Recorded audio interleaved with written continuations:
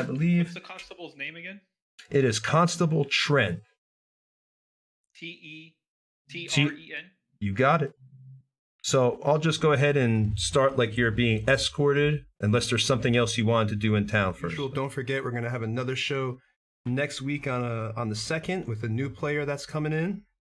And follow us on all social media. And if you can, go ahead and subscribe to us here on Twitch, or you can become a supporter on Patreon so you can continue to see us make bigger and better tables. All right? Enjoy the show, guys. Can you just say that again because it cut off the first beginning? Just so everybody's clear, I know we just cut off the beginning for some reason, but basically what's happening is we had a pre-recorded stream.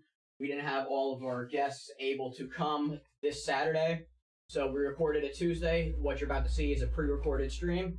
So, like you said, enjoy the stream. That's JC. All right, guys, have a good time. I'll be in here typing with you.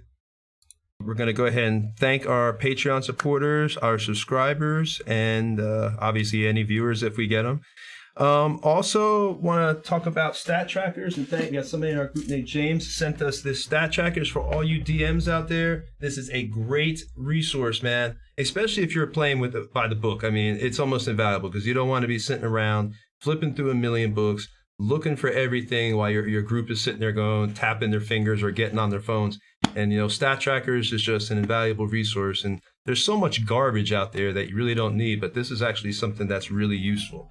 Also, I'll just go ahead and let you know that this is session 2 for the good team, the Doom of Dagger Dale. It's 5e rules. We converted it over from a 2e adventure. Everybody started at level 1. This whole map is made with Dwarven Forge. We also ask that you support them as well. They make some really, really great terrain. I mean, obviously, a picture is worth 1,000 words. You can see it for yourself. And next Friday, not this coming Friday, we probably will be doing a re-air of this show this Friday, but the Friday of the 2nd is going to be the 3rd session of the Evil Team with a special guest star from Dwarven Forge. Mace is going to be playing with us, Lady Mace herself. All right, so I'm just going to let the players introduce themselves, and I'm just going to go ahead and let me call on each person. They can introduce their character. Why don't we start with Cody, and you can go ahead and introduce your character. All right, I'm Cody. I am playing Hans Sullivan, the performing, entertaining wizard. All right, let's go with Alexander. Hi there. I'm playing the half-elf Malkavia, a rogue hunter. All right, Omar. I am Omar, also known as Wake. I'll be playing Faraday, which he is a halfling rogue. All right, Colin. I am Colin. I've been playing Scraps, Kobold Artificer, a little snivelly. All right, Eli. I'm playing Thalaris, the Elvish Druid. And Nat. I'm Nat Mason. I'm playing Razanor, the Paladin of Justice. And James. Hey, I'm James. I'm playing Alistair Bramblebeard, who is a hill dwarf druid, who's kind of like a homeless guy. All right, and I'm Tony. I'm your DM, owner of Nerdbauchery. You can't see the whole poster in back of us, but we offer professional DM services. If you're interested in stuff like that, there's all sorts of information that we'll have in the links, or you can contact us on Facebook or Instagram, Twitter. Everything, again, is on links. All right, so we're just going to jump right into it. Last week when we left the PCs, they had just woken up from a nice nap at the smelly inn of the Teshford Inn. They apparently did not like the smell there, but they decided to spend the night anyway. They had set alarm on the stairs, if I'm not mistaken, in the room that Raz was in. Then they got a visit from Marikat, the orc messengers, and his 2 cronies, and said the constable wanted to see them. So I think the party had just wanted to start out just on their way to the office. Or we're just going to start out in the constable's office, I believe. What's the constable's name again? It is Constable Trent. T-E-T-R-E-N? You got it. So I'll just go ahead and start like you're being escorted, unless there's something else you wanted to do in town first, but I assume. Well, I think one of us wanted to buy some components for something, right? I can get that stuff later. Okay, sounds good. Okay. All right. All right, so you arrive at the tower. Obviously, it's early morning time. You've woken up, say, about 8 o'clock, 9 o'clock in the morning. You are escorted into the constable's towers, and up to one of the upper floors, where the walls are hung with bright tapestries and the floor is littered with dirty rushes. Constable Tren, a tall blond man with gray eyes and a powerful build, is sitting at a heavy oaken table, listlessly toying with some papers. He rises and tightly smiles when you enter. So you are mercenaries, yes? The ones I've heard about had a little incident last night, I take it? Tell me, what are your names? Scraps. All right. He looks over then, after he looks, the kobold says Scraps, he then looks over at the dwarf and says, the local dwarf. What was your name again? Alistair Bramblebeard. Alistair Bramblebeard. Constable. That's what I've heard of you. And this Dragonborn, what is your name? Raznor. Justice. All right. Service. Then we have a druid. What is your name? My name is Thalaris. All right. And I also see a wizard and a little halfling back there. Hans Sullivan. Perhaps you've heard of me. And I do a illusionary flourish. I have not heard of any of you. All are green by the look of it. Just fresh starting your adventuring career, I would take it. And there was one more. Who was that? The halfling, the small little one over there? At your service, sir. My name's Faraday. Well, so you are mercenaries. Am I correct, though, like I had said? We do work for hire, yes. Good. Then you'll work for me, I take it. As long as it's work in the service of the town. You'll work for me if I ask you to. I'm the constable here and in charge of everything. The work I would like you to do is the rebellious dog Randall Morn has had some sorcerer killing innocent women and children with some foul disease. He's trying to... Then all of a sudden it looks like Tren kind of hesitates and he looks around and then continues, well, really the politics of it are surely beyond you, but it's worth 20 gold piece to each of you if you go to Eagle's Isle and see if those damn night dwarves are coming from that old dwarven outpost. Maybe there's a curse like the people are saying. I just want these damn townspeople to stop whining, and I am not risking my men to check it out. Oh, and if you know any of if you should capture and kill any of Randall's men, there's a 50 gold piece bonus for each one. So unless you have any more questions, Markat will escort you out. I have little time for... Fine. What's your question? Well, He seems to pick at his fingernails as you begin to talk. Are you sure the night dwarves aren't coming from the temple? They're running about your town and you're guarding it like it's the mint of Valhalla. How would you know that? Such a thing. What do you know of the temple? What do you mean? It's surrounded by guards. I'm not blind. We've had a situation in there. That's not your concern at this moment.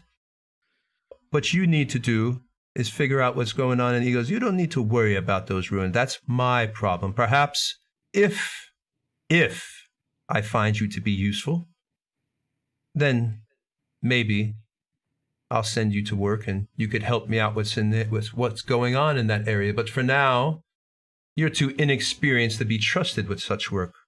I need you to go out and... That goes on to question number 2 then. Question number 2 is, how much is it worth to kill one of these night dwarves like we did? Because it seems like you're running about not killing them, and we're just walking through the street and we killed one. Was that got to be worth some gold, no? Well, It doesn't seem as though we've kind of done your job for you. Are you telling me? I have very low charisma, so I am irritating. I'm not All right. persuasive as much as I am irritating. If you want me to roll persuasion. Yeah, I was just about to say that. Would you like to go ahead and try to roll? So what are you asking? You're asking for a little bit of get your beak wet, a little compensation, get your beak wet. Okay, go ahead and roll persuasion. Considered assistance? What'd you say? Would my words be considered assistance? Well, there's only one person trying to talk to persuade him, so let's just do one person doing the role here. So we'll just let that go. Now, if somebody had inspiration or anything and they wanted to maybe give that, but none of y'all. A 14, which would be a 13.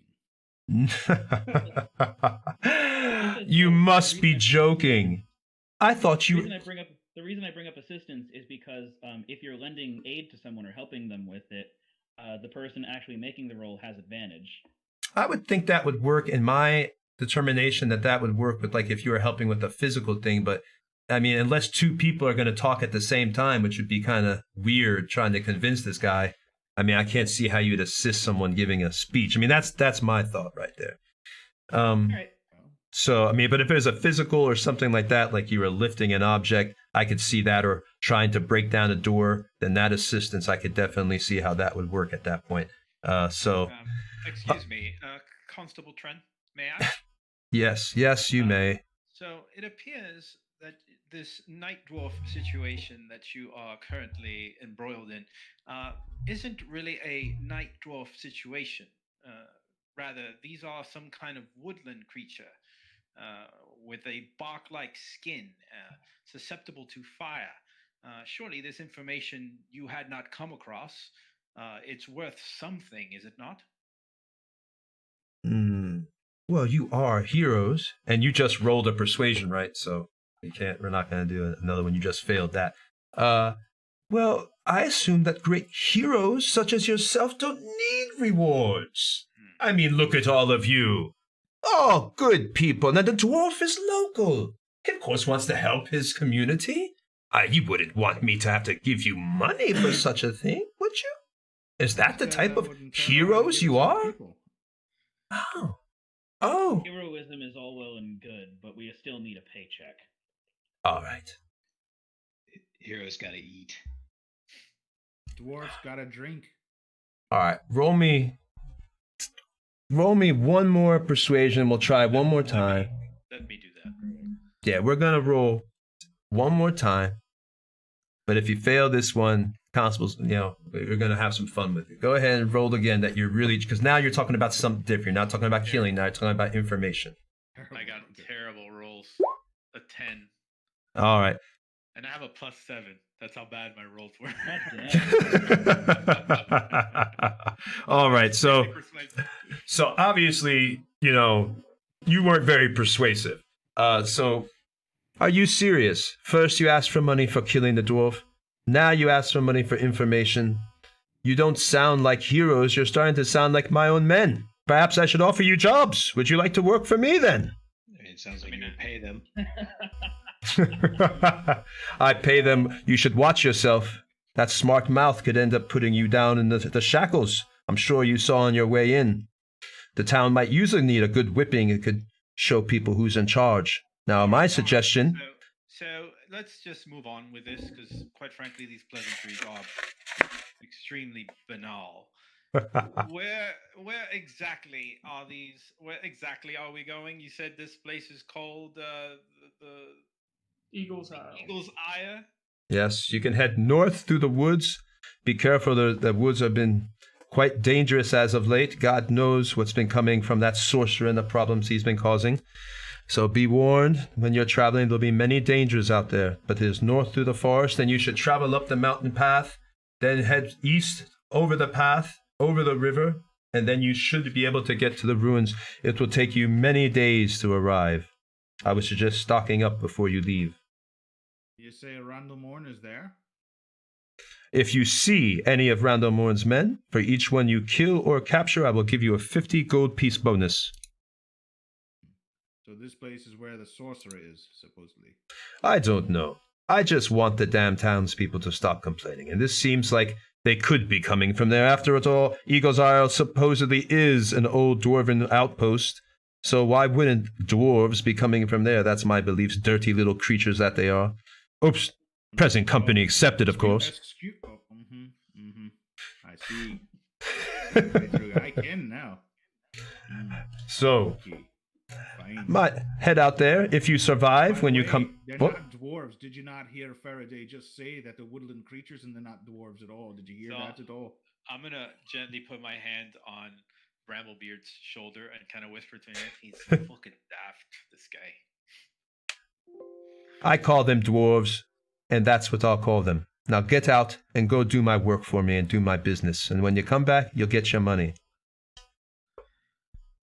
Yeah, And remember, I'll be more than gentlemen, remember who runs this town. You're looking at him right now. So, show some respect next time. He looks at his men. They kind of come with their spears, and they're kind of like poked at your back. And you know what? I forgot to take this off the whole time. Y'all were inside the thing. So, there you go. One last question, because I'm very intrigued with this whole money proposition. Randall's men, what do we bring back to you as proof? Well, their heads, of course. Or their hands. Or their feet. I don't really care. More of an annoyance, really, him and them damn Freedom Riders. It's not like Randall claims that he still has, that I'm some kind of usurper, but let's be honest. Power, everyone's a usurper in some way, aren't they? So, his father usurped someone, his father before him, or someone hundreds of years ago probably killed someone to become the leader themselves. So, there's nothing wrong with what I'm doing. Randall is simply a jealous man who now realizes his time is short. But not to worry, not to worry. If you don't kill him, my men sooner or later will. So Scraps is gonna pull out his tinderbox and a crossbow bolt, and they go, okay. So you want us to kill Randall Morn, all his men, the dark dwarves, the wooden dwarves, the sorcerer chick. Sorry, was there anyone else? And he's just like carving names into the tinderbox. Out of character as DM, he is like that. Constable Trent is obviously a total jerk.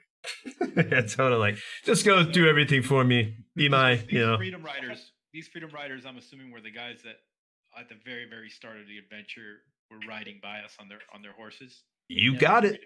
That was the Freedom Riders. You got it. Right, and they also He had introduced himself as Randall. Randall Morn. Oh, he did. That's what they were running from. Yeah. Yep.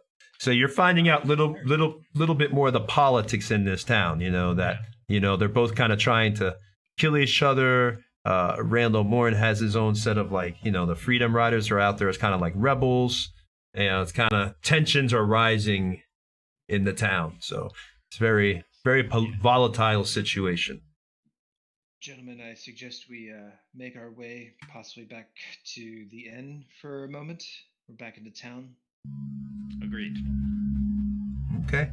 All right. So where do y'all want to head in town? I'm not going to move the characters for that. We are going to start, just to let the stream know, we are going to start taking more pictures of the inside of places and everything, so we can have quick images and quick cuts. So when people go to those places, they're automatically, we can just show you that, so I don't have to keep moving the characters around. For now, I will move the camera so it shows the inside of wherever you all go, but I'm not going to move your little characters. So where are we going? So I think Colin wanted to stock up on some stuff. I didn't need anything. But... Oh, I'm sorry. I meant Cody. Yeah. I'm going to swing by that. I forgot, what was it called again, Tony? Well, the locations that you can buy like some stuff, you got Full Gas Caravan supplies for basic odds and ends, and then you got Dulwar's Leatherworks, which might be, maybe a little basic leather armor or something like that, but nothing extreme. We need to go by the Leatherworkers anyways, because we were told that they might have some work to do as well. Oh. That is true. I think I'm going to swing by the caravans. The rest of you guys, I'll meet you over by the Leatherworkers. All right. Fair enough. If you guys don't need anything from the caravans. I'll go with you there. I don't feel it's safe for any of us to just be alone. I would like to join as well. I skitter around behind you. I'll go to the Leatherworkers with you. Are we all just going to the Leatherworkers at this point? All going to the Leatherworks. No. You said that you I thought everybody who said they were going was going to the caravan. Yeah, that's what I thought. Right, yeah. Okay. So you see that, Alistair really carries very little in the way of equipment. He wears this piecemealed hide / bear furs. He carries like a knobbly, big, heavy, cudgel-like walking stick, and he carries rocks in his pocket, and that's pretty much it. Some rations and stuff, but he has no shoes.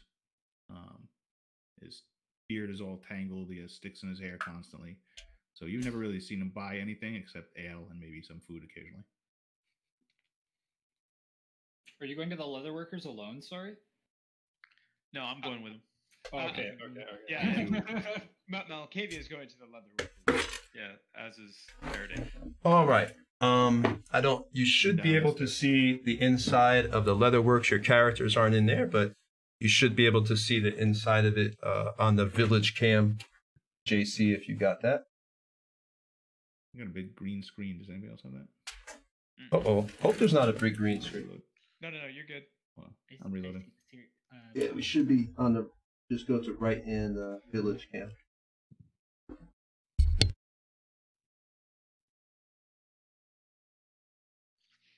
Anybody else not seeing the stream, or is it just me? Yeah, I'm seeing the stream. I don't see the It's okay. cam yet. Yeah, I guess Lonnie's just getting that camera on the Leatherworks. So I'll just go ahead and we'll start RPing until we get that camera over there, and people can see us, so that's fine. So we went to the Leatherworks first, right? Yeah, that's fine. We can do that. I mean, either which one. I got both of them open. All right, so here we go. Deciding to explore the local tradesmen within the town, you make your way to Dolwar's Leatherworks. Before you even round the corner, you can smell the putrid urine used in the tanning process. Although exploration is good, you begin to question the wisdom of traveling to such a place unless you absolutely need leather. Opening the door, you notice a small, wiry man busily pouring a yellowish mixture into a vat of animal skins. He seems oblivious to the smell, and a moment passes before he looks up at you and begins to speak. "Oh, I'm sorry, mate. Didn't notice you there. I don't get many people coming in here. Name's Dolwar." He tips his kind of like his jaunty little leathery cap. "So, what's your names?" I'm Faraday. This man here, his name is Alistair Bramblebeard, and that's remind me of your name again, sir? Malkavia. Arcavia, yes.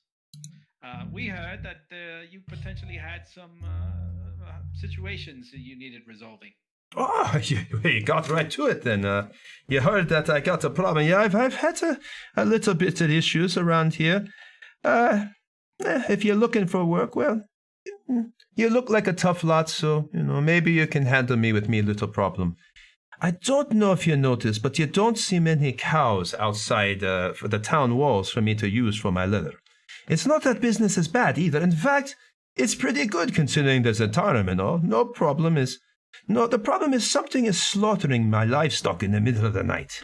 I'm thinking it's a bear, but who knows, with the wilderness surrounding us, it could be anything. If you go across the bridge into the woods, that is usually where I let my livestock graze. So you might find a clue, but you gotta go far into the northern woods. You might find something again by the river up there. Bottom line is, I just need this taken care of before it costs me too much money. So, what's he saying? Job pays 100 gold pieces. That's more than enough for you to enjoy your time here for quite some time. Huh? So, do you accept that me job? We'll take it. Huh? All right. Go. Save me. Help me out. Domar, if you don't mind, I think both Faraday and I might need a extra little case for some specialty arrows or bolts. Yes, that is correct. We have some corrosive liquid on some of our bolts. Ah. I was wondering if you might have something that we could not mix it match with our other equipment. That way it keeps it safe while not potentially hurting anybody until it needs to be used to hurt somebody. Well, you want me to take the mixture and what? Well, no. We have these arrows coated in it. I just want to have a separate quiver to where I can make sure to, not mix and match. Oh, yeah, I'm sorry. I got a quiver I could purchase for you. Let me go ahead and see how much one. How much you offering me for one? Let's say how about these cows stay safe and we get the quivers, and as well as the 100 gold. Hmm. And Roll we'll me a tell persuasion. Roll me a persuasion. Roll me a persuasion. All right. Beat a 14. I did not. Okay, well, 9. I'm sorry. You look like the good sort. I can tell, and I greatly appreciate you taking my job. But like I told you, this has been costing me money. And if I've already given you 100 gold pieces, and now you want a quiver too, that's digging, and not just one quiver, you want multiple quivers. You really dig it into me pocket, gentlemen. Let's be honest. How much could this actually cost to create? Well, I mean, you got the cow, you got the time. No. Like, just give us a price, man. Like, let's not dilly-dally. Well, it's not just the money, it's me time, too. Good Lord, man. Just name your price. All right. You drive a hard bargain, you do. Good God. All right. I'll tell you, I'll sell you quivers for... Give me 2 gold pieces per quiver. 2 gold? Hey! I don't know about you, Malkavia, but I'll just carry my bolts. Add a character for DM. I don't have the price of a quiver in front of me, so I'm just pulling that out my butt. So. It's totally understandable. This entire town is destitute, so yeah. Makes sense. I was thinking like 2 silver pieces. Well, I'll tell you what. For you, since you're helping me, 1 gold piece. That's about the cheapest I can do. That's materials. One gold piece for both quivers, yes? No, per quiver. Come on, don't. I drop 2 gold onto the table and be like, they better be of good quality. Oh, they'll be the best. You asked the dwarf in your party. He's a local. He knows me. He knows. Everybody knows. The Dolwar gives the best work.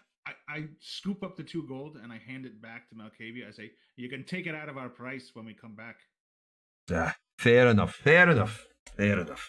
All right. Thank you, gentlemen. Thank you. Now, unless you want to stay around and watch me, make leather, and not a pleasant smell, I mind you, if you ain't used to it, then you might want to get on your way. It's about 12:30 now, by the look of the sun. So, Out of character, is all this stuff in the same direction? Like the goblins, the whatever's taking care of these cows, and the dwarves? Sorcerer? I don't want, without saying too much, if you if you go out, things will be fine. Once you leave the town. You say everything was north, right? Yeah, there's only one direction on my table in reality, so. Also out of character. Is there any way we can identify what that liquid is on our bolts so that we can properly put it in our inventory? If you'd have to find someone, let's add a character, let's be realistic. You'd have to find someone that, first of all, the only person I would think that would know or have a chance of knowing, well, the person who also created it. These are magical creatures that no one pretty much has seen or knows about. I mean, they're calling them dwarves, and that's not even. What about a kobold, a certain kobold with an artificer background? Would he have any idea? I don't believe so. It would take a crazy. Tell you what, you give me a roll. You roll a nat 20 because these things are a nat 20? Natural nat 20, and you'll have. Nat 20. Scratch it. Give me those bolts. Wait, no, I'm not even there. Because. Okay. So we'll check it out. But in character, I look to Faraday and I go, if we need to figure out how they're or what happens, we just shoot the sorcerer. We'll see. I do believe that is a fair assumption. All right, so cut to. All right. Caravan. So, I don't know if there's a prop. Was that camera working, Len? The village cam? Uh-oh. Hope we don't have any camera issues.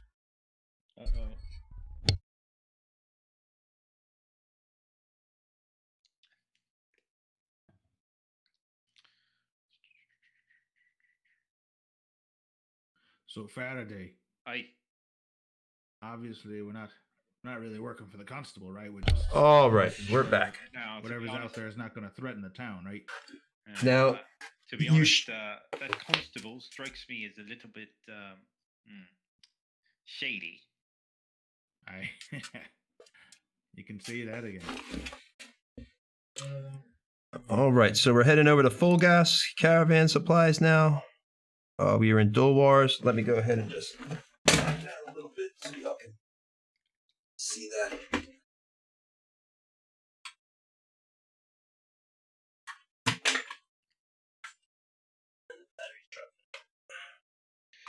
I mean, Faraday, if if we're really curious and need to figure out what these things do now, we could always, if any of those guards try to start another fight with us. Well, I'm sure we have plenty of opportunities to use the Malkavian. It's just a question of knowing what we're dealing with, really. You know, I got an idea. You know, I can talk to the cows, the ones who were threatened, and have a word with them, and they could maybe tell us what they saw. You can talk. So we don't have to go trump. We could talk to the cows. Sure. Can't, You see the guy behind the counter? you didn't know? You can't everybody? You can? No. Well, at least kobolds can, but we can't do a lot of things, to be fair. So. Dude, your RP is awesome, guys. Just to let you. I'm listening to it. This shit's awesome. I've just always been able to. I never realized you couldn't do it. I thought that was normal. Yeah. You Okay. can talk to cows too? Maybe I'm the only one. No, you're not the only one. You guys can't talk to cows? See? Oh my. Everyone can talk At to least cows half with of you. us can talk. I think we're the odd ones out here for not being able to talk to cows. All right. Are y'all Quite ready? frankly- Oh, quite frankly, sorry. just the thought of speaking to a bovine creature is repulsive. But you'll drink the milk, no? That I will do. All right. Delicious bovine wine. Oh. That's just rude. Otherwise known as bovine. That was a bad joke. That's not a character. That's not a character. Very bad joke. No, it's real. It's canon. It is now. It is now. Really, chaps, it appears we've coined a new phrase. In Faraday's area, it's called bovine. Yes, back on the greenhorn.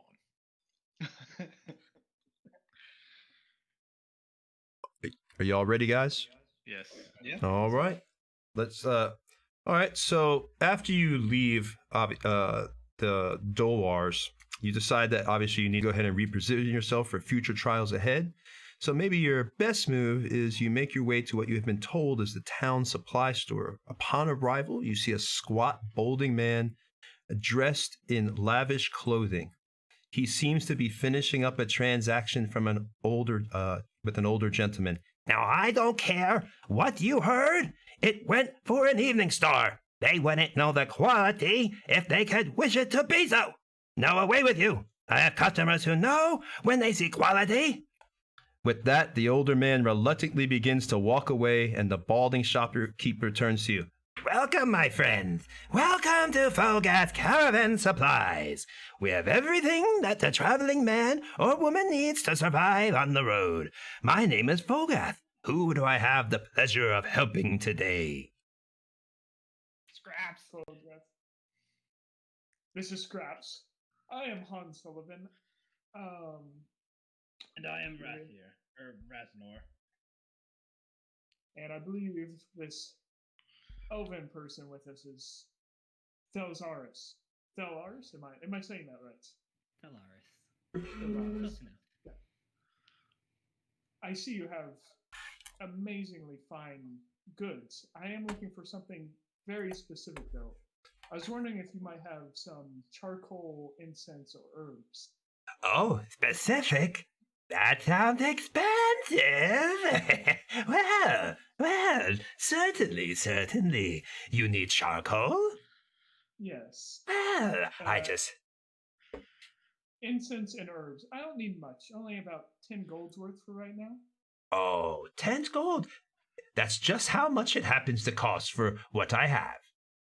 Ah, I will take some. I'll take what you have. Thank you very much. All right. How many pieces do you want?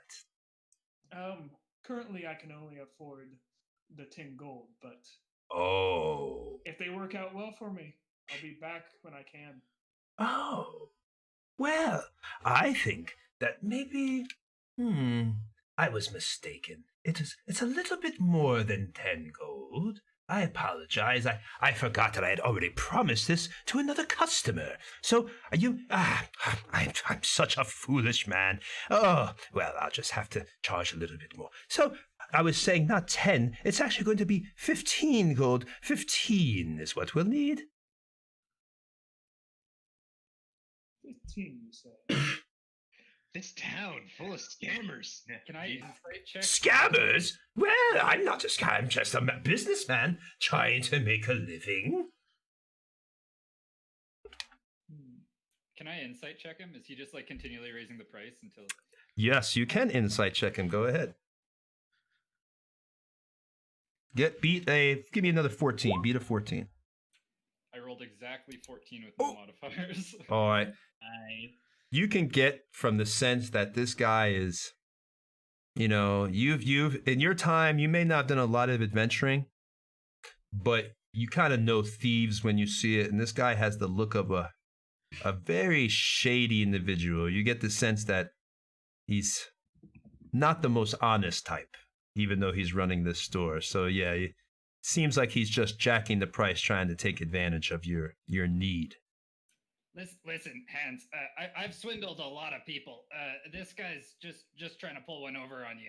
It's way too much for 15. I wouldn't go higher than 10. And I just kind of give him a squint. Well, are you saying that loud enough that he can hear, Scraps? Oh yeah. Okay. Well, Fulgath, is this true? You wouldn't try to cheat me, would you? What? I would never try to cheat anyone. I'm an honest businessman. What? Who said that? You trust a kobold over me, a human? Oh, well. Hey, what are you saying? Look. You know. That's fine. Just take it for 10 and just go. Take it for 10. And remember, full gas, always the best. Make sure to get your word out there as compensation for the remaining 5 gold. With that, he takes the gold like that you put on the counter, and he greedily starts putting it into his bag, and he bites it to make sure it's real, and he kind of like gives you a slanty eye as y'all are at the door, like doesn't like you very much. I give him the slanty eye right back and just kind of back my way out. And for the record, I have been with Scraps here on the road for several weeks now, and they have never done anything untoward to me or to the others that we were traveling with. So perhaps you should judge people by their character and actions next time, rather than simply by their appearance. Get bent, Scaleskin. Hey! Nobody talks to my big kobold friend like that. I'm gonna get down on all fours and You two, yeah. Have a good day, both y'all. Get out my store. 10 out of 10, though, by the way, for that voice. Yeah, that was a good voice. Yeah, that was great. I messed it up. I was trying to do the Grand Nagus. I can do him usually, but I couldn't do it that quick. But Quark! Anyway, don't want to get off subject. So where are we going at this point?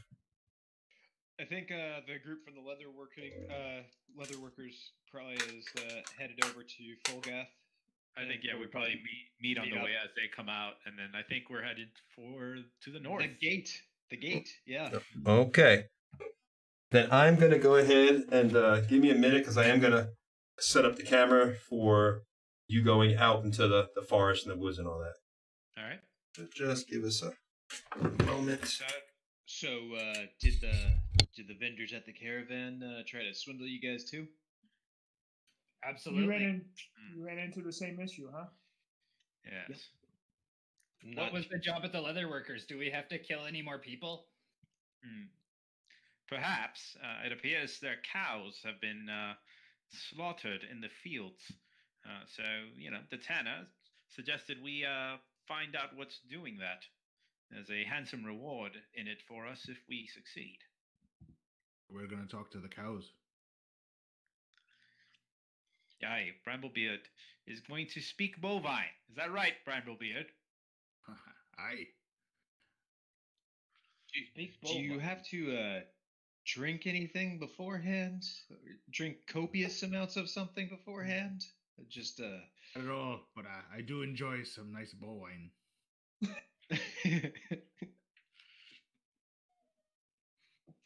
All right, chaps. So just to It's a recap, the situation. delicacy. So I tarp cow killer into So the we- tinderbox. it appears we have 3 issues at hand. Well, rather, really, there's a 4th issue at hand, which is, of course, the sister who's still ill that we must somehow find a cure for. But the 3 situations at hand are the goblin situation, the bovine situation, and the dark dwarf situation. Is that right? Is that what they called them? A dark dwarf? Whatever those wooden creatures are. Night Yes. dwarf, I think. Night dwarf. Night dwarf, yes, night dwarf. So I suggest we travel north out through the gate and venture into the forest. At worst, we'll stumble across at least one of these problems. I'm sure we can speak to the cows on the way. Yeah, we were told from the lady at the end, I think it was Kessler or somebody had mentioned that her supply wagon was getting attacked by goblins in the woods, and if the cows are somewhere through the woods as well, I'm wondering Yes. if we'll just find Perhaps. ourselves getting 2 birds with 1 stone. Perhaps you're right. Scraps is Yeah. referencing his tinderbox with the names in it and says, "We also have to kill Randall Morn and his men and this sorcerer wherever it is." I think we should wait to choose on who we're gonna kill in that category. I'm more inclined to find out And, more about Randall. And while Alright. we're here, is any of you are any of you familiar with alchemy in any sense of the word? We've got this particular substance that Malkavia and I have dipped our bolts into, and be curious to see if anyone can identify what it is and perhaps what it's good for. I've done my fair share of tinkering. Oh, I give one of the Reading. bolts. I'm going to give one of the bolts to Scraps and hope that I get it back. And hope he doesn't die in the process. Exactly. We did just leave that iron cauldron of that goo just in the inn. In the room. When he grabs it's the fine. arrowhead, I'm It's sure like, it's in the when I lockbox, come back, it's gonna be fine. like alien shit where it's like dripped through the upper story of the building. I just hope they don't think it's like the chamber pot. Oh, ooh, that dwarf. He's right. It's too much bow wine. Yeah. you might cut out their wake. But yeah, so I guess Scraps, if you want to. Nope. I think you maybe pulled the cord out. All right, what about now? There you go. Yeah. It's a little fuzzy. We'll talk Alright. to Tony, but I might be able to lend some assistance with your analysis, Scraps.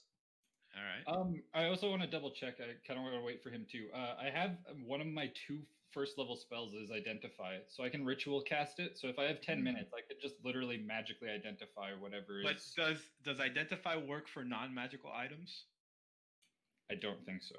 Hmm. So yeah, if it's just a Probably concoction, magical. then yeah, I guess it'll have Well, to but be- we don't know if it's magical, right? Like we don't know. It could He be. said it was made by magical. We knew the being was magical. Right. It doesn't hurt to try because I don't burn a spell slot when I ritual cast it. Right. If you just ritual cast it, just I mean, we're just chilling right now on the way to the the gatehouse. I would assume that we're like probably out the gate, right out the front of it, and just kind of hanging out, trying to figure out our next step. Right. So Scraps casting identify for like ritual casting identify is literally him just sitting there holding it, just like looking at it, kind of like flipping it over, poking it a little bit, kind of like licking it, like just does random. Don't taste it. Don't put that in your mouth, man. He was like, almost it. Okay. Yeah. At that point, that's when like we saw. He was like, I do recall one time on the road to Astafar, there was one gentleman I was traveling with who tried to place a corrosive substance in his mouth. It did not go well. It's a good thing I was there because I was able to kill the 5 goblins that attacked us that evening. and otherwise we would have been in serious trouble. I am never gonna insight check you. Only the 5 this time. Only the 5. Okay. I choose to believe every word he says. It must have been a very small band. Usually they're in much greater number. Yes, well, here's the thing. I had eradicated the rest of their band on the night previous. About 13 or 14 or right. so that fell underneath my blade. But luckily, everything seemed to work out, and our chap only lost like 3 teeth from the corrosive substance. So it wasn't too bad. We just, I grabbed my woodworking tools and I chiseled him a new set of teeth, and off we went. All right. You have many tales, Yes. very few of which I believe. That is your prerogative. All right. JC is losing his mind because these cameras are being evil to him on OBS. He's about to have a stroke, man. Live streaming is so much fun from the technical side out there. People watching. Oh, man, it's a joy.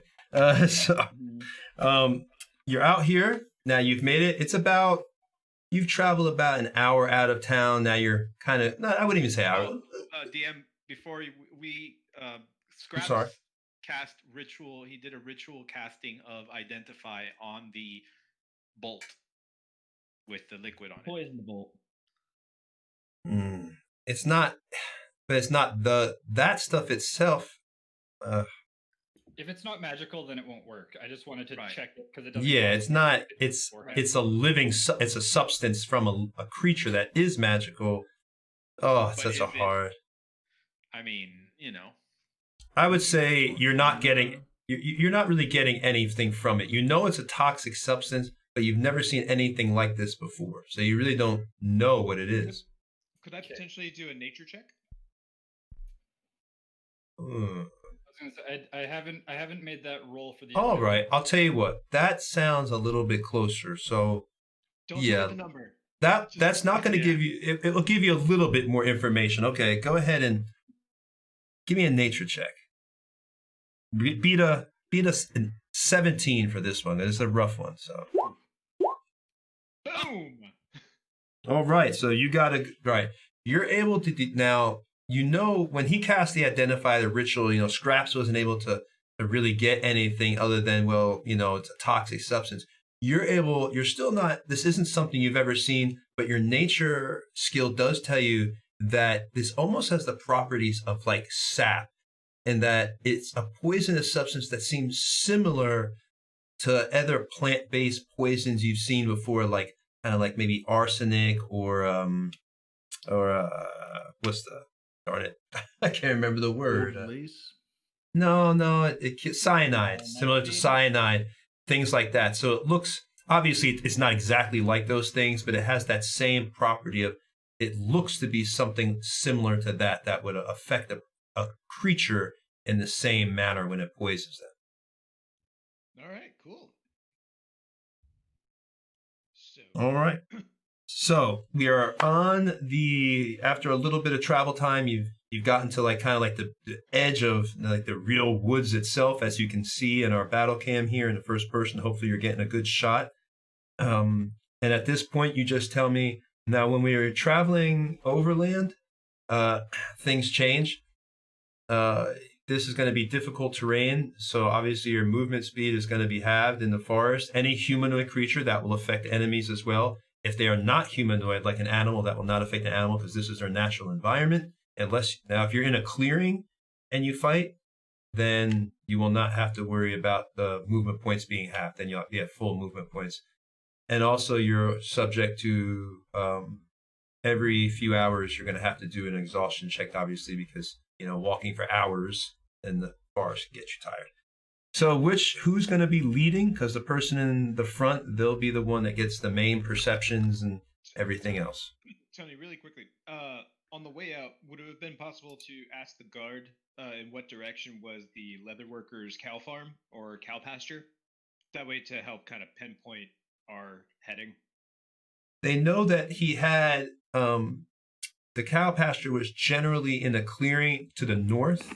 We'll say that the guards, we can do that. We'll say the guards told you that they've heard of Dolward, they've heard of the recent cow problems, and they let you know that, again, it's towards the north, kind of like in a clearing. That's the last place that they knew about it. Okay. All right. How thick is this jungle canopy? Can this could be considered direct sunlight? Oh, this is daytime, so yes, you are in direct sunlight. This is just now these trees, if you want me to take them off for game purposes, I can remove the tops of these trees so you can see better, obviously. But yes, you more or less are in, direct sunlight, although it is heavily wooded. So I guess there would be a lot of shade as well. But at this time of day, I would have to say if you're in, it's still direct. Yep, that's fair. Just asking. All right. So who's going to be leading the party? I'm pretty good at that. I have a survival plus 6 perception. All right, so Rasnor will be right behind you then. All right, so it's better Okay, than you guys hear me? Yeah, I can hear you. Okay, because I was speaking. I guess I was muted again. Yeah, I've got a 13 passive perception. I don't know if that is what we want. 16 passive. Oh, so. okay, yeah. You're much better. I than have me then. 17 passive, but not Alright. as high. Ooh, who is that? Not as high bonus. I have the observant to. boost the passive. Oh, okay. Alistair, since this is your neck of the woods, no pun intended, why don't you proceed in the front and lead us in the general direction of where we need to go? I get what you're saying. Okay, that's really good. That's 21 total. Oh, actually, should I roll in? You guys are in roll 20, aren't you? Yeah, that's fine. Let's roll that in there. the 21 was Oh, look at pretty that. good. 18. 18. So, still good. all right. So yeah, you're doing good. You're just heading out there, so you're leading the party. Mm-hmm. All right. At this point, who's behind you? I'm just trying to get the order right. I can. So first in line is Alistair, and then second would be Rasnor. All right. I would be behind Razanor because I have my hood pulled down over my eyes and I'm just holding onto his tail. All right. So that's Right. Scraps is behind Razanor. I'll be behind Scraps, but I'll be off center. I don't want to be in a straight line. And that's Malkavia. I'm trying to learn your voices. Yes, that's Malkavia. Okay. And the wizard Cody, I think that's Colin or I'll be Cody and Hans. I'll be behind Malkavia or somewhere near the back, but I don't want to be the very last. Okay. And then we have Omar. Omar, where you? I'll be the last one. Okay, he'll be last. I'll move you up one more square here. Everybody move up a little. There we go. And then Talaris, do you want to be like in front of me? I'll be Behind second me? to last. Okay. All right. So All right. So that's your order. All right. So at this point, you are entering the very beginning of the woods. Do you want to just proceed forward, or Heading towards the cow pasture north. first, right? Yeah, yes? cow So you're pasture. heading north. All right. So you're not doing anything. We're just heading north. Okay. All right. Remember, you only have 2 movement spots, so we'll do that. Move you there. Keep moving you up. Oh, Razanor, why do you always got to fall over, man? You had to. So are we in combat now? So No, is that why you're an overland travel. But what I'm doing is this, because I have to keep track of time and also your exhaustion rating. So what as I do, I move you over overland travel slower. Now, when you get into combat, it will kind of be like you're in an actual combat map. You'll see, and you'll be able to move all around, and we'll switch to an overhead view. So think of this like overland travel slowed down, like a big forest, and then when the combat begins, it's kind of like we zoom in to that particular area. And if you need me to move any of these trees off here, let me move this one right now. This looks good. Oh, the trees are good. The trees are good. Oh, well, just so you can see your characters. I figured you'd want to see your guys. Yeah, from the top-down view. Yeah. You can leave that once the stumps. Okay, I'll just the stump stays. All right. Go ahead and let me see. For James, you had that perception of 18, so as you're walking along, you do begin to notice you've been walking along for about an hour. And at the corner of your eye, you notice like a broken branch that seems out of place. Like, shh. Here. There's What's a the broken branch that seems out of place. So literal. Faraday, Oh, can't hear wait, ya. wait, We can't hear you again. You can't hear me? No, Faraday. wait, Faraday. I don't know what's going on with my mic. It's Ready. There you are. something's like messed up Yeah, here, I'm back. guys. I'm sorry. I apologize. I said I was screaming from the back of the line. What's the holdup? Well, the dwarves can only move two spaces over rough terrain, so they're slow out here in the woods. I give Faraday a sharp, eagle-eyed look, like what? But I'll go up to where Malkavi will move up to where Alistair is and just kind of ask what's going on. This branch here shows that people have been moving through here, not animals, apparently. Fair enough. to say. Well, Can you haven't determined that yet. All you did was saw a branch out of place. You haven't inspected it or done anything. You just I Okay. Well, investigate? I will do so. Yes, or Faraday. yeah. So who's investigating? I'm pretty good at looking for clues if you guys need a hand. If it's an Let's actual watch. investigation check, then not me. I'm happy to do it as well. I mean, I- really. I would actually. I remember Actually, one time on the way to Greenhorn, where I was faced with a similar circumstance, and I was able to deduce quite accurately that While random Faraday's box- talking about, I'm gonna go look at this. I would think this would actually be to me, I would actually say this is more a survival check. It's not nature.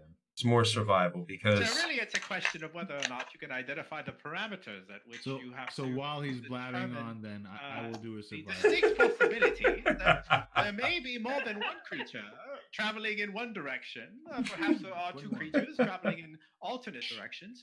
Perhaps there are Faraday, three creatures. shut your gum. I feel like I'm playing Baldur's Gate 2 and he's the turnip guy. Get me a turnip. And then there's the distinct possibility that there were no creatures at all, really. It's So quite who's possible. doing the survival check? I rolled a 21. And Oh, okay.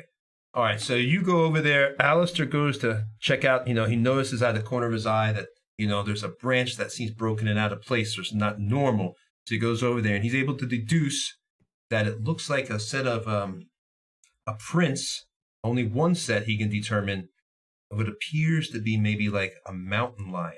But then the prints kind of like he can't follow them anymore. They seem to trail off. But they're heading north. just a predatory cat. Just. Sorry for the false alarm. That's not a false alarm. That's an alarm. A mountain lion. just Faraday's in the back. You cut out. Yeah, cut out again. That's again. It's better I like than- the best. He ate a turnip. He's busy eating turnips. Dude, I don't know what's happening. I'm really upset. I'm zinging zingers over here. We're missing them. We're missing this gold. They're gold, man. We're missing the gold. Our group starts walking as Faraday recants these stories. Yeah, no, what I'm doing is I said. said I'm in the back and I'm still like listing off potential things that it could be. I'm like, it could be an owl bear. It might be a basilisk, of course. The basilisk. Thing pushing our group forward is just us trying to get farther away from Faraday. as he keeps I was gonna say his mic cutting out was actually us just getting so far away. Thank God, stop talking. Where he looks around and That's realizes how he's- nobody's around anymore. Wait, where'd everyone go? Oh, I told you he's eating turnips, man. All right, so now you now know obviously that these are tracks of a mountain lion. That's what you're able to deduce. And again, they're heading north. It looks like these tracks. On Same. guard. There's a big cat in the area. Is Tony, am I able to, while walking with the group, or at least off to the side, can I go stealth and still keep pace? Oh God, I know this is where my additions are messing up. In 2E, you're slowed down. In 5e, are you slowed down while stealthing? I can't remember. Yeah. I think it's half. I think it's But- half. It's half. Yeah. Yeah, the but you're already dwarves at are half. Already slow. Yeah, so you're already moving slow. So I'll allow you to stealth, man. Go ahead and roll it up. Stealth check, yes. See what you're at there. If we're talking about Not overland that travel, stealthy. Up 10. Not the highest. Not That super was a- stealthy. That was a 2 plus 8. I know. It's like, the elf isn't having a very stealthy day. All right. As, So as Malkavia's like trying to stealth along the side of the forest, all of a sudden he looks to his right and Faraday's standing right next to him. Still telling me tales. telling us stories about the owl. I still at least want to pull out my bow, and just have it ready. Okay, that sounds good. That's no problem with that. So you have your bow all just cocked and ready. All right. So at this point, you've seen the tracks. What are we doing? North. North it is. just be on guard. But yeah, I say we continue north. All right. So now, Where the tracks are going? yep, same way the tracks are going. I hear giant mountain cats like kobolds, and kobolds don't like giant mountain cats. So maybe we could like veer off course a little or something. I don't know. Just a suggestion. But Scraps, Or I hear that listen to tape. groups of adventurers like kobolds. So therefore, 2 likes minus the no like, we win. He does some math in the dirt with his spear, and then yeah, math checks out. Cool, let's go. We'll be All right. fine. It's just a cat. And you guys notice that Faraday loops reaches at his belt and pulls out a bullwhip and goes, "Whoosh. Don't worry, Kobold, I've got your back." Indiana Jones. Hopefully not with that, because that would hurt. Please. All right, so you guys have now moved into the woods. You've been traveling for about 2 hours, because every time you move your spaces, that's... You got a I bit think of a someone's shaving. Oh, darn it, that was me rubbing against the mic with my darn shirt as I was moving the carriages. I apologize about that, okay. guys. All right, so it's been about 2 hours travel time. We'll wait another round and then we'll do an exhaustion check. At this point, you are following the tracks. What do you want to do? No cows yet? No cows yet. You haven't gotten to a clearing just yet. How thick does the forest look as far as from our perspective now that we're 2 overworld ticks in? Like, what's the perception of this? What do you mean, like how thick the forest is? I mean, do we see like a clearing in the very far distance, or is it just trees? Oh, it's just trees, but you might be able to get, you can, from your height where you're at right now, I maybe you could could, climb up top if you want me to look. yeah, there's trees all around if you want to try to get it higher. Do I know where I am since I am a local druid? I mean, do I know these lands? Would I know where the cow patty is? And just be like, oh, it's just up ahead another mile? Or am I like totally in unfamiliar terrain? Well, you are local, so, Who spends all his time outside of town In the woods, probably. in the woods? I mean, I do the My hunting thing. favorite terrain. he spends all his time outside in the woods Pretty much. where this I mean, stuff is at. All right. Trying to maybe think. not, but I'm just.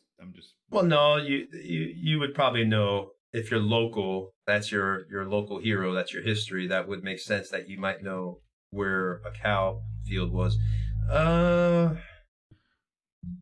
Let's roll to see how good your memory is, though.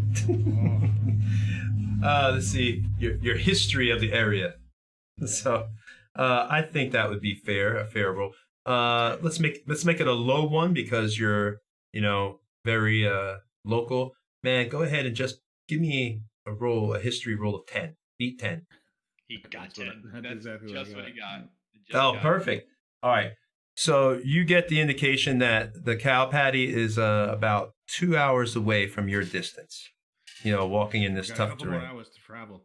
Yeah, Keep a walking. few more hours and you should be there.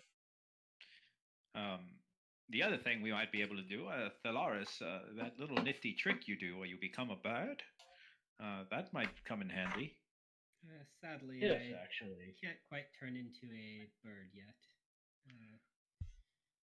Huh. Many other animals, but that's sadly not one of them. Huh. Can you Okay. turn into a kobold? I can try. I don't. That would actually be kind of weird. I don't know if I want you to try it. We'll touch on that later. Okay. Let me move away from the mic. Let me mute it here so you can move your guys up a little. Because I assume you're moving. I will say, Faraday, that by tomorrow at least I'll be able to have a feathered friend with us that will be able to help out. Excellent. Just take some time. So You I don't you want really must teach me this trick sometime. Which, Can by the what? way, I'm I doing. can- I Oh, yeah, you're- out of character, I'm going to be a arcane trickster, and Yep. find familiar is what I want. Yep. Certainly, yeah. I'll True plan on doing magician it never tonight. shares his secrets. Yeah, perhaps you should let me observe. Absolutely. What he's I'm not saying is near- that. Oh, go ahead. Go ahead. I was just gonna say. So what Faraday's saying is he likes to watch. Oh, Malkavia, Malkavia, are you such a brutish figure that you can't possibly go 5 minutes without saying something absolutely patently absurd? No. All right. At least he's honest. I like uncork my pomade and fix it up. And perhaps you can show me how to grow a fabulous mustache such as yours. Ah, yes. Go ahead That and will certainly take quite a bit of time. Like, oh, look, a berry.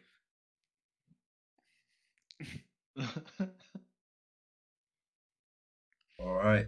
I tried that once and it didn't go well. Did you know that there's poisonous ones out there too? Of course. Oh, Scraps. so that was news to me. Scraps. Do you just look at anything and think that it's edible until it's not edible? I mean, most things. When it comes down for us to settle down for the evening, I can prepare some food for the rest of us.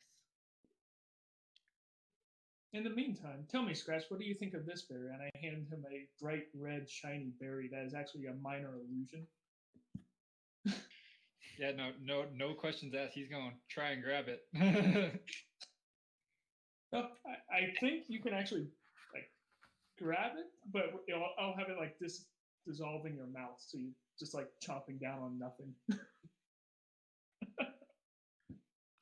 you like tosses it in his mouth, closes his mouth, chews for like a little bit, and then just kind of like scours a little, and doesn't really have a lot of flavor. How many of those do you need to eat? You want some more? I mean, I feel like I'd need an awful lot to get anything out of that. That didn't taste like much. I think I'm okay with the random finds. It's more exciting that way when you don't know what it is. To each their own. All right. I need each person, now that you've been traveling for about 3 hours, I need each person to do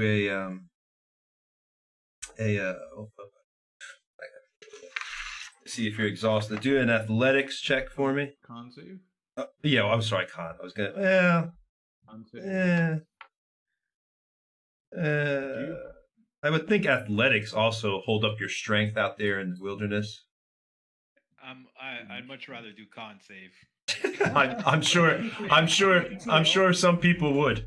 I'm sure some I give people. him a +3 to a -2. So If I could say that in character, I would. I do think it would be better to be athletics, your strength holding up. That's what I did for the other party. So all right. let's do athletics check, guys.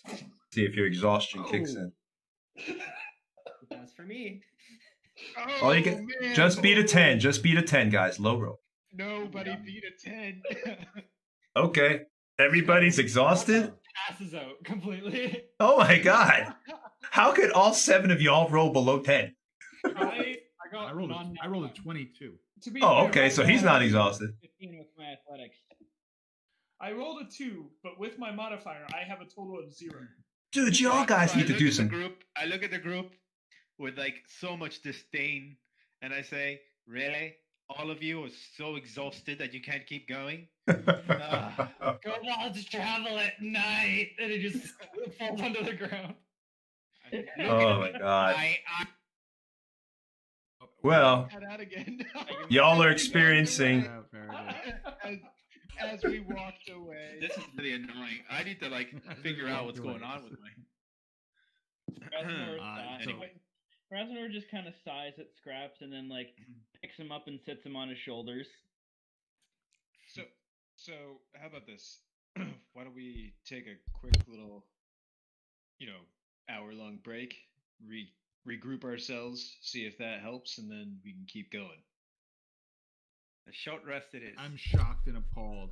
I'm shocked and appalled that this party is stopping. Now remember, first level exhaustion only gives you disadvantage on skill checks. It's not disadvantage on attacks or anything yet. Just to let And you then know. I already have disadvantage on attacks and everything, anyways, because so we're good. See, the problem is none of y'all do enough cardio.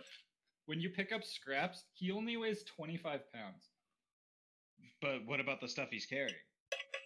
He dropped his dungeoneering kit at the end, so okay. His like tinkering stuff, I guess, is a little bit, but not by much. They're about to move in a second. Cannon. All right. So, do we want to keep moving then, or do we want to stop for a breather? Well, short How rest doesn't how get rid of late is exhaustion, it? right? Like Yeah. What? no, Tony, it what- doesn't. Only long rest gets rid of exhaustion. Yeah. So Yeah. there's no point in stopping okay. if it's just for exhaustion. Yeah, might as well. Keep. It's about 4:30 right now. You've been traveling for 3 hours.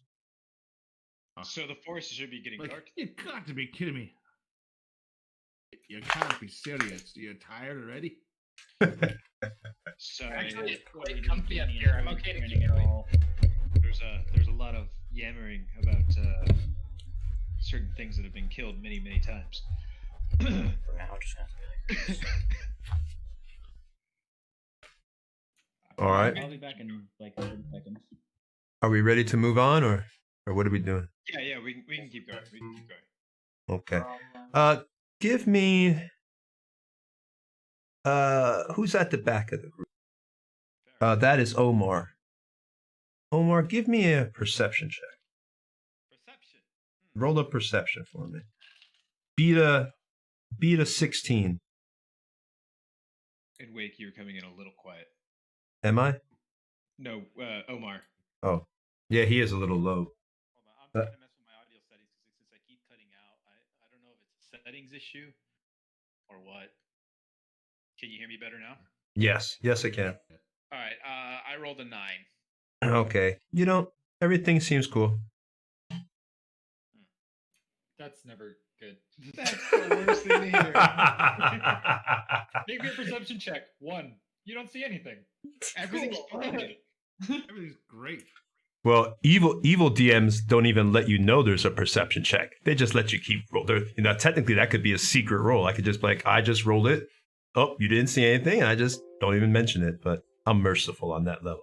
All right, but yeah, you don't. That's why our character trackers all have passive perception on there, so Yep. you can do that kind of stuff without them knowing. I have all my character stats in front of me. I do lots of secret rolls. Yeah, I usually. We'll talk about it later because I wanna keep you all flowing here and having a good time. But yeah, you don't see everything. Life is wonderful. You're fine. Great. So, Yeah, you see that Faraday's too busy like putting more wax in his mustache to notice whatever's going on. are y'all resting? Have you decided if you're resting or are you moving on? No, we're moving forward. Okay. You're back out, Faraday, I think. No, I think I'm still here. Okay. At least I have a Remember, green box. You're good. Scraps has a passive perception of 17, right? Is that right, Scraps? Mine. That's a good one. Who Mine has is a 17? Someone has a 17. It's Hans, Cody. Okay. Cody, which is Hans, and I have a 16. So. I have sunlight sensitivity, so I'm not seeing a whole lot of anything. Disadvantage, huh? Oh yeah. All right, so now another hour has gone by. You've been traveling, so it's gonna be. Alistair, I told you all it takes about 2 hours, so you still got another hour before you go there. Give me a survival. Who's in front again? Who's leading? Alistair. Alistair, give me survival up there in the front. That's low. That's an 11. No, you don't. 5. Nope. 6. Sun is shining, and the birds are chirping. You know why? It's Faraday. He's distracted the hell out of me. He never shuts up. Never shut up. Shut up. You know, Faraday, what if instead of it was just a group, what if they were all walking in a single file line? Well, I suppose that is a possibility. Oh my God, you've gotten him started again. 10 if there were 10 individual goblins, all in single file, perhaps, well, they'd have to step in their own footsteps, wouldn't they? No, I'm not sure that would work. You guys all suddenly hear like the sound of crashing waves because this entire time we've been walking, Scraps has been working on a little like crank box that makes the sound of crashing waves from an ocean, and he just like starts turning. Oh, how relaxing! I thought it would be nice. It is. Totally Fall asleep to that noise. Totally fits the area. Oh, we I have. haven't seen walk in a while. Okay, it's a thing. Alistair is totally fascinated by that. He loves it. That reminds me of one time I was crossing the Thurrows over the shallow sea. Oh, What a beautiful sight. Oh God, I'm sorry. I'll try and make it louder. It might be too loud on the stream. They might have to adjust the sound. I will use my Because they can't hear it. like a whale's Uh, calls in do- addition to the waves crashing to just kind of add to it and make it a little. We are not the stealthiest going through the forest, guys. Malkavia's slightly tempted to like pull out the loot and just be like, "Do I? No. Do it? No. No." We were assaulted by four mermen. It was a perilous adventure, really. Most parties move stealthily through the woods. We're playing ocean sounds and whale noises. We're No, that no, couple. it's- We're that couple in every horror movie that goes out for a picnic thinking that everything's fine. We're just like, "Oh yay, it's a forest." It's Nothing nature, bad ever Shao. happens in forest. Yeah, name one movie where something good happens so far. But all jokes aside, what are we doing now? Continuing moving north. Continuing moving north. All right, How so would you feel about a 5-minute break? that doesn't sound bad. If everybody needs a 5-minute break, that's fine. We're almost rolling up on 9:30 anyway, so that's cool. I need like 2. Be right back. That's cool. I'll go grab a drink. Everybody take a 5-minute break. We'll be right back, stream, if anybody's watching.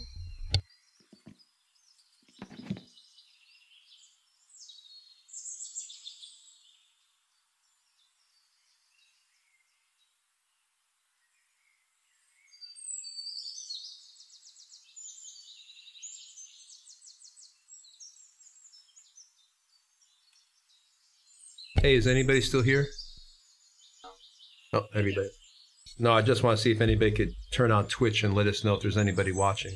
Currently watching Twitch still in order to know the position, see that go work. Done. Yeah, there's 7 people watching. That's right, y'all are watching Twitch to see the board, so how many people are watching? Minus us. Probably not a lot because we didn't tell people we were going to be on today. We didn't know we were twitching. Yeah. Yeah, minus us. This I knew it was gonna be that. Yeah. It's all right. I thought you set up a path for recording when you set up Twitch.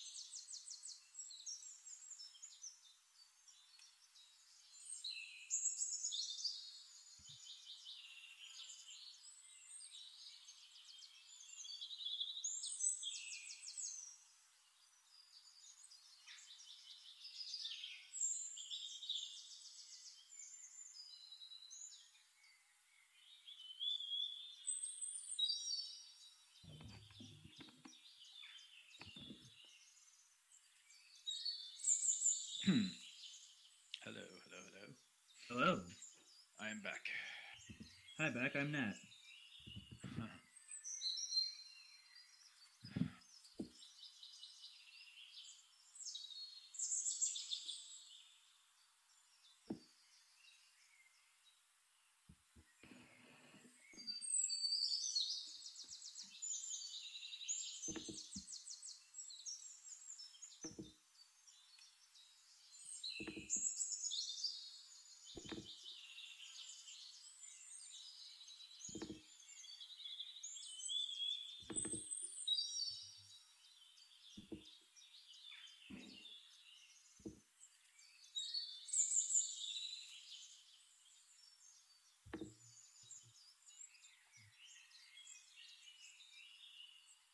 Right, so I'm just going to use my magical tinkering to make us smell like fresh meat so the saber-tooth attacks us, and then we can finish the quest. Good? Yeah, sounds good. We're the bait.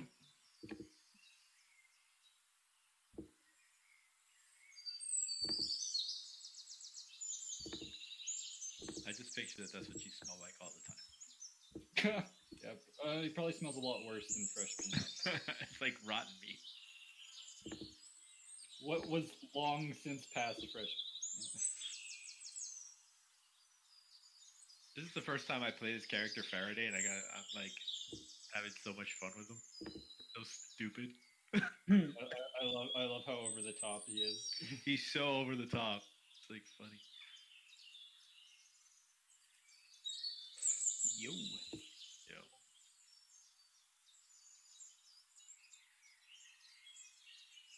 I still have to figure out like what he really wants. You know, I'm quite Faraday? that Reputation. All right, I'm back. I think reputation is definitely one of Books them. written about him, or to write his own book, an autobiography of his adventures. It could be. That book would be so big. but how good would it be? How encyclopedia, fucking volumes and volumes. It's like each one is just a part, like 1 of 10 of like Adventure 1. Like, yeah, it's ridiculous. Yeah. Like he has like, this giant tomb has only 2 stories in it. Right. If you want to continue reading, buy all of Faraday's novelias. Yeah, it goes around, does book signings and stuff. Like that's what I'm seeing. That's end game. It's funny because like literally like one of my characters. You know how you can do like your personality traits or whatever in 5e. I have my flaw as I overlook obvious solutions in favor of complicated. Here, I'm gonna ask him right now. Hey guys, is the stream playing ambient background forest sounds? I have it muted because otherwise we'll have feedback. Oh, okay. Yes, it is. It is. Cool. All right, cool. Is it too loud? I know there's nobody watching anyway because we didn't advertise this stream. Normally we have like 20 some people, but there's nobody watching. So because I didn't know we were going to be twitching today. So. All in a series of unfortunate I think it's fine. I think it works. Yeah, we'll just yeah, as long as it's not too loud. Yeah. So, and I'm just gonna rebroadcast this on Friday and hope that people tune in. So we'll see. I don't know. Anyway, let's get started back. You were right here. You had just taken a move. Nobody saw anything other than yeah. So, what do you want to do now? Get attacked by a cat. We're still looking for those cows. Cow pasture. Yeah, so you're close because it said 2 hours. You've been traveling for another hour, so probably about another hour, and you should be in the vicinity of where the pasture was. You want to keep moving, or? Yeah, I think. All right. Yep. Right. Really, it's a miracle this Tanner even makes any leather goods. Why does he have his herd so far away? Also, the fact that these cat tracks are still going in the same direction is probably not a good sign. I will say it's likely that the cat is the culprit. All right. So now, It's a better sign than it being a monster. since Alistair obviously is leading, so we're going by his perception, his passive perception. I think he said he's at what? He's at 17 or 18, which is insanely high. 16. 16. 16. So yeah, that's more than enough to see this. What you notice, because you arrive at the pasture, now everybody's gonna need to do another exhaustion roll in a second. Oh gosh. But yeah, man, you've been traveling for 5 hours, guys. That's through difficult. That's pretty tired, man. I've traveled through the woods when I was young, and it ain't easy. All right, but you do notice, Alistair, you see in the distance what looks like to you, with your knowledge of creatures, it looks like kind of like the body of some kind of small creature. If you'd like to, check it out or throw a rock at it. There's prey up ahead. Like a dead creature? Looks to be. It's not moving, from what he can tell. He sees it just kind of out of under some underbrush, like a thick coating of underbrush. You kind of can see like this body. Looks like the cat got something. Well, let's not assume until we check the bodies. Okay. I'd be happy Make to way, sneak make up, way, though, make way, I'm make not way. gonna let- Oh, Make way, make way, make way. I have lots of experience in identifying bodies. I shall experiment on this one. Thank God. so I didn't Faraday, want to- so Faraday, I follow annoyingly- Faraday, but add a little bit. annoyingly like scoots by everybody and like walks like his 3'2" stature, like kind of just, and he pulls out like a giant magnifying glass.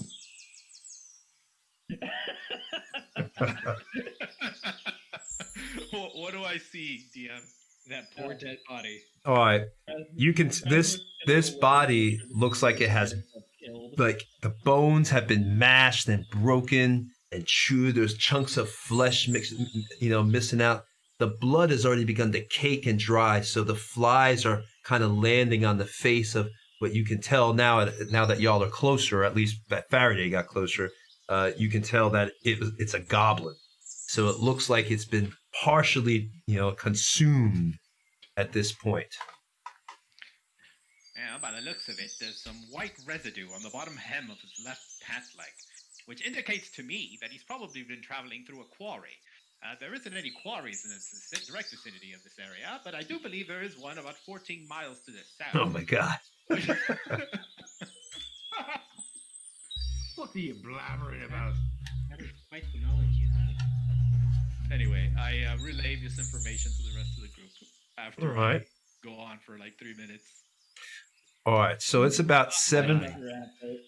I want to knock my bow just for sheer paranoia. All right. Can I look around and see if I can find like any directions if it was like immediate that whatever killed it would have went right after it died? You want to look around? Wait, who? What do you say? You want to look for what?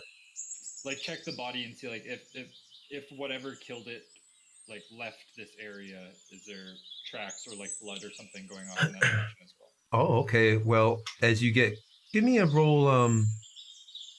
For you got the nature, so yeah, give me another nature roll. 14. All right. So yeah, you get close to it, and you are able to deduce at this point that there's like a thick underbrush right there, and you can see just through the area that looks like there's like almost like a hole that you can go into, like a cave or something. Not a big cave, but big enough for something larger than yourself to maybe get through. And that's what looks like the body was in front. It was covered by the brush, but now that you got closer, you're able to see that. Also, does the body have anything on it? Oh, let me see. Let me give a roll. And so, what kind of body is it? Do we know? It's a goblin. Hey, it's a goblin. I said it's a goblin. I didn't hear that. Oh, I'm sorry. Maybe I didn't say it loud enough. I should have been loud. No, he was too busy thinking about the quarry and. Oh yeah, he had his investigating his little. You know what's funny is I actually have a halfling that does have a little spyglass, a little investigation glass right in front of him. Glass? Yeah, a little magnifying glass. So it's so funny that I was just thinking about that. But So yeah, it's a goblin body. It looks partially devoured. There's dry blood. There's flies. There's no maggots yet, so you can tell it's kind of fresh. And the body isn't warm, but the blood is still red. So it's not that deep, dark red yet.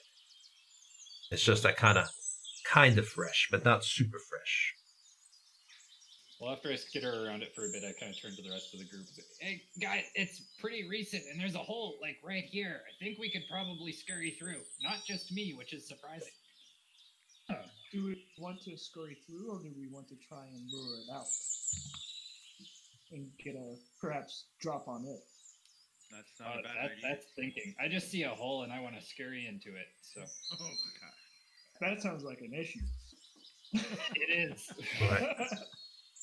We don't have a great life expectancy for good reason. Also, it's not bright in there, so.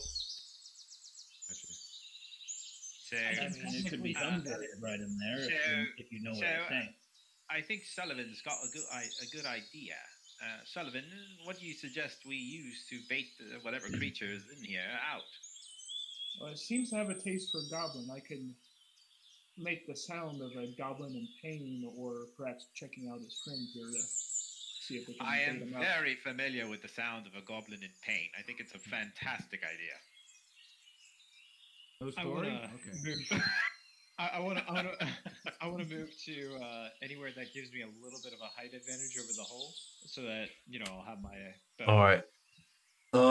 Let me put you all in front and move the camera so you can see what's going on.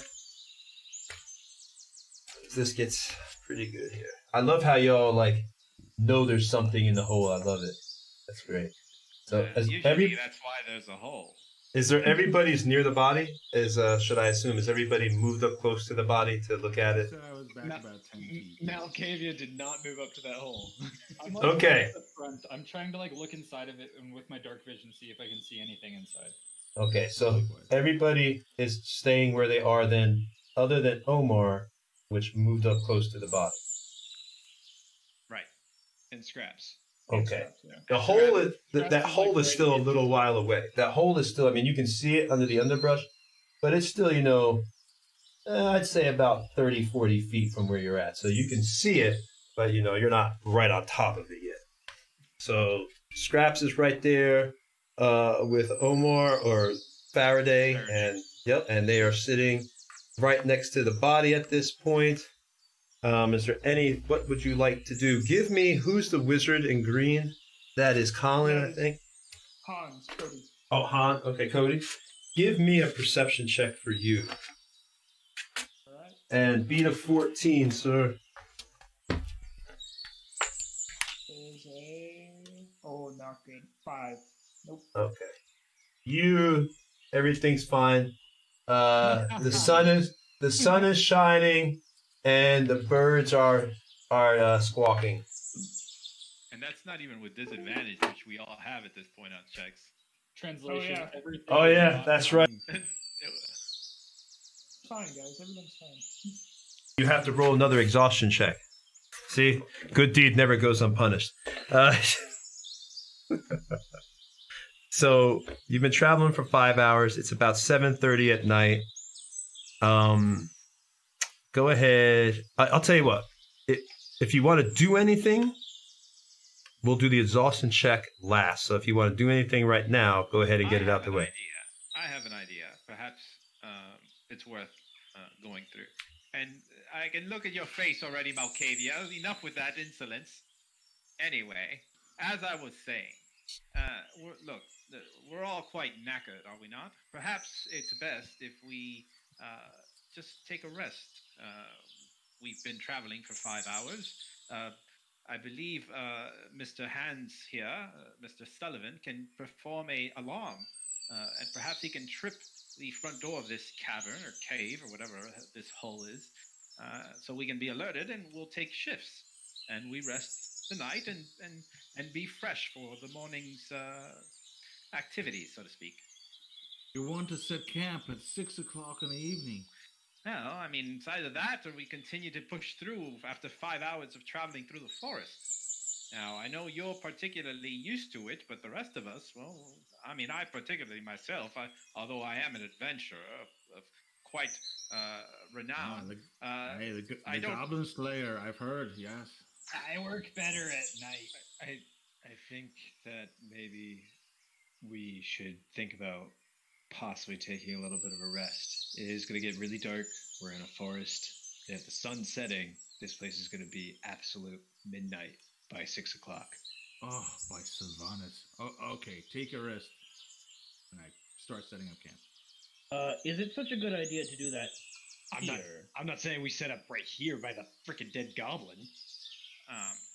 Also, I thought we were laying ambush for this creature. yes, exactly. Yeah, I think if we take shifts, we'll be fine, so long as we set a perimeter. Good for a while. I feel okay. I'll take first watch. Same. I'll take second watch. All right. So you're resting, guys? Yeah, we're gonna rest right here. Gotcha. So what do you want to do? Like within sight of the cave, but Yeah. or How out of big sight is with your the cave with just the alarm? Cody? How big is your alarm? 20 square feet. Yeah. 20 square feet. So I could either put it around us, or I could try and get up to the cave and put it across. I think most importantly, we know there's something in the cave, or we think there's something in the cave. I think tripping the cave is probably important, and then the rest of us can stay up and like look around, make sure that we have watch on the outskirts. How about this, Tony? The topography of the area that we're in, is it a small clearing? I see, like on the map. It's a clearing. You can actually move. This is a small clearing that you're in. That's why there's less trees. I actually specifically did this. So you are in a clearing right now, kind of. Okay, so, and then is there that rock face close by, that hill? Yes, it is. This is within, like, I'd say about 100 feet. How about this? We set up camp by the rocks. In overland view, it's about 100 feet. In Right. combat, about 40 feet. Right. So get the height advantage. Yes. Height as well as something on our backs. Agreed. Darn. Razanor fell down. Well, if it is agreed that I will set an alarm at the cave's mouth, I would like backup while I head up that close to it. I'll come with. You'll have it. I want to look inside anyway. Yep.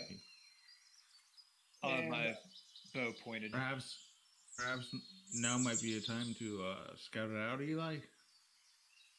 Sure, I can try that out. And you got to show me that trick. I'm dying to be able to do that trick. This time I will turn into. In the woods, to DC, you're saying DC 10 straight, try to escape. I don't see why you couldn't do that. Oh, So we're I back think up. he was. Wait, so I'm reading the 5th edition, and it says that a creature must succeed a DC 13 Dexterity saving throw, or take 1d4 piercing damage and stop moving. Thereafter, until the creature breaks free of the trap, its movement is limited by the length of the chain. This doesn't, I guess it has a chain.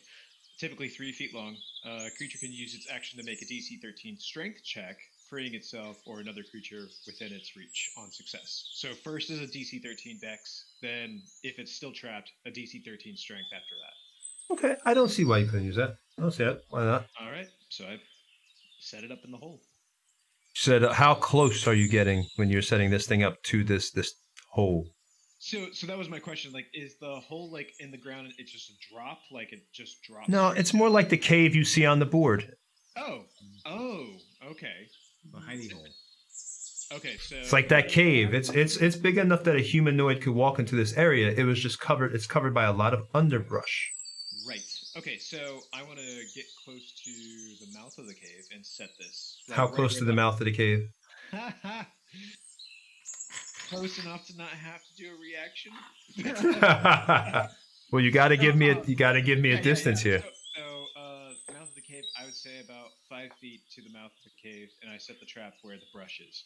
Before you go, Ooh. Is it? Scraps is gonna rub some, Quick like, question. Sorry, he's just gonna rub some like weird herbs on Go the ahead, honey Scraps. so that it smells like fresh meat. All right. So you're going Okay, so you're at a distance, we'll say an overland view travel, you're still at a distance of about 100 feet from this whole, this cave-like area. So you're going to get within 5 feet then of this cave. See, okay. I have a question, though. Quick question. Can you transfer advantage if you get inspiration? Is that something you can give to another player in your game? Or 'cause I know a couple people earned inspiration, and if that's the case, Actually, probably know if we could transfer that for key moments like this. I don't see what problem with that, man. If it makes the game more enjoyable for everybody, that's not going to be a game breaker. That just means you won't get to use it on yourself when you need it. So that's that's fine. Quick thing. I think it is in the player's handbook. Yeah, that's fine. Because Hans is going to be setting up the alarm. So I don't know. It's a 20-foot, cube or square. 30-foot, actually. I just double checked. Oh, yeah. But do you have to line it yourself as well? I think so. I just checked that. It doesn't give a range that I can cast it from, so I assume I have to go right. Okay, where so I'm doing it. let me set up the trap first. And, we have Scraps, Hans, and Raznor kind of backing me up as I set up the trap, and then Hans can go in and then set the alarm from that point. But yeah, and I'll also be backing you up because I'll be in the area. Right. So in this case, I guess I'll go 10 feet from the mouth of the cave. All right. Give me, as you get closer, give me a perception and give me higher than 10. I think that'd be good. That's good. 10 or higher. 15. All right. As you get closer, not only do you smell, first of all, the smell is almost overwhelming. It is a wretched stench of death and dying or just rotted flesh. It begins to get into your nose. You almost feel nauseous and you begin almost think of retching. But in between the disgusting bouts of nausea, you also are able to just hear out what sounds like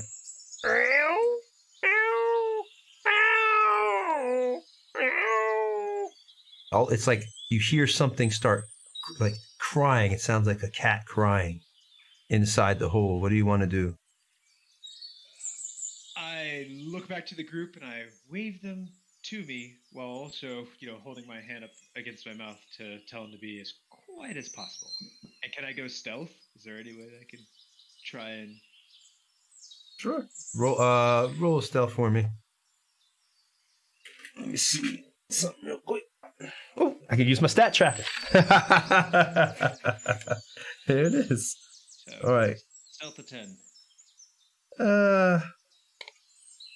Go ahead and you feel stealthy. Down at the bottom, stealth skills are down at the bottom. You feel stealthy. Okay, so then I wait for them to kind of catch up to me. And how far away am I where I caught the smell of this stench? When you got up within that 10 feet, it was beginning before, but now the smell is almost overwhelming. And that sound you hear is a very light mew, but it doesn't sound like a cat, like a little, normal house cat. It's like, it's small, but you can tell it's it's not a house cat. Can we all hear it at this point? Are they all within 10 feet where you're at now? Yeah, I'm assuming. Okay, so we're all within 10 feet of the cave. Yes, you can hear it. Who's the last person behind you? Everybody get in the position they want to be in near the cave? I'm near the back. Staying about 30 feet away from the cave entrance. And I'm rolling around a couple of river stones in my hand and thinking about Solanas. I'm in the middle, right smack in the middle, about 10 feet from the entrance of the cave. Okay, so... Well, no, you'd be 20 feet from the cave then, because I'm at 10 feet, yeah. Yeah. All right, so y'all are right there. At this point now, you can, like I said, the smell is over. Everybody's hearing it. All right, give me names, each character, because I know y'all by your characters. Now, the wizard, he's going to be, obviously, I guess he doesn't want to get close. Doesn't want to get too close. I'll be about 25 feet away from the cave. 25, 10. That'd be right if you at the campsite then. Right here, we'll put you. That stands you up. ahead and make a good base for this guy. Figures. All right. Mine should be in the next couple days, the ones I sent you. That's cool. I look forward to getting everybody's mini. Yeah, I gotta send you mine too. Where's Give me Rat? your address. Where's Razanor at? Get me as close as I can without like hindering anybody. All right. Where is let's see, Omar, where are you at? I should be about 15 feet from the cave entrance. About right 10, around there. 15. Okay, that's about right in front of the Wizzy. All right, Scraps. Scraps is right in front. He's at 10 feet, so he's actually right about here now. Scraps, you can also see at this point inside the cave, which looks like bones. You also see this, which is another. I'm going to lift this top off. Oh, wait, I don't want y'all to see magic. Gotta hide the magic. All right. All right, you also see another body in here, but you see bones. You also see some blood, some guts. It looks really, really gory in there. You can tell it's not a happy place. Okay, where's your druid? Which, Mal? Yeah, okay. Hello? So I'm probably getting up a little close just because I'm hearing the animal sounds. So, who's that with the red staff? I'll be near them. I can't hear you that well. What did you say, bud? Up near the front. Near the. I think that's a kobold. Yeah, I'll be near him. Scraps. Okay. All right, so we'll put you right near Scraps right there. All right, then we got the rogue back here. I was up by the cave. All right, so Set a trap. All right. So okay, I thought Scraps was setting the trap. No. Ah, so Scraps just got. We were escorting him, but like, yeah, he would technically probably be a little bit in front of me. All right. Well, it's the rogue then, as they was basically to see inside. My mistake. So as you can see by the board now, you should be able to see your positions. If this is wrong, this isn't where y'all want to be, let me know. But this is where y'all are at this point. Okay. So, nobody is basically. Let's see. On Alistair, you're behind everybody. Are you behind Alistair? Is that where you want to be? I'm about 20 to 30 feet back from the cave entrance, and I've got these stones. All right. Then, yep, you're right where you want to be. All right. At this point, then, since Alistair is at the last one, he's behind everybody. Alistair, your perception, since, let me see. Let me roll a quick stealth. These guys, because I don't want to do it. I want to do it. You can see it.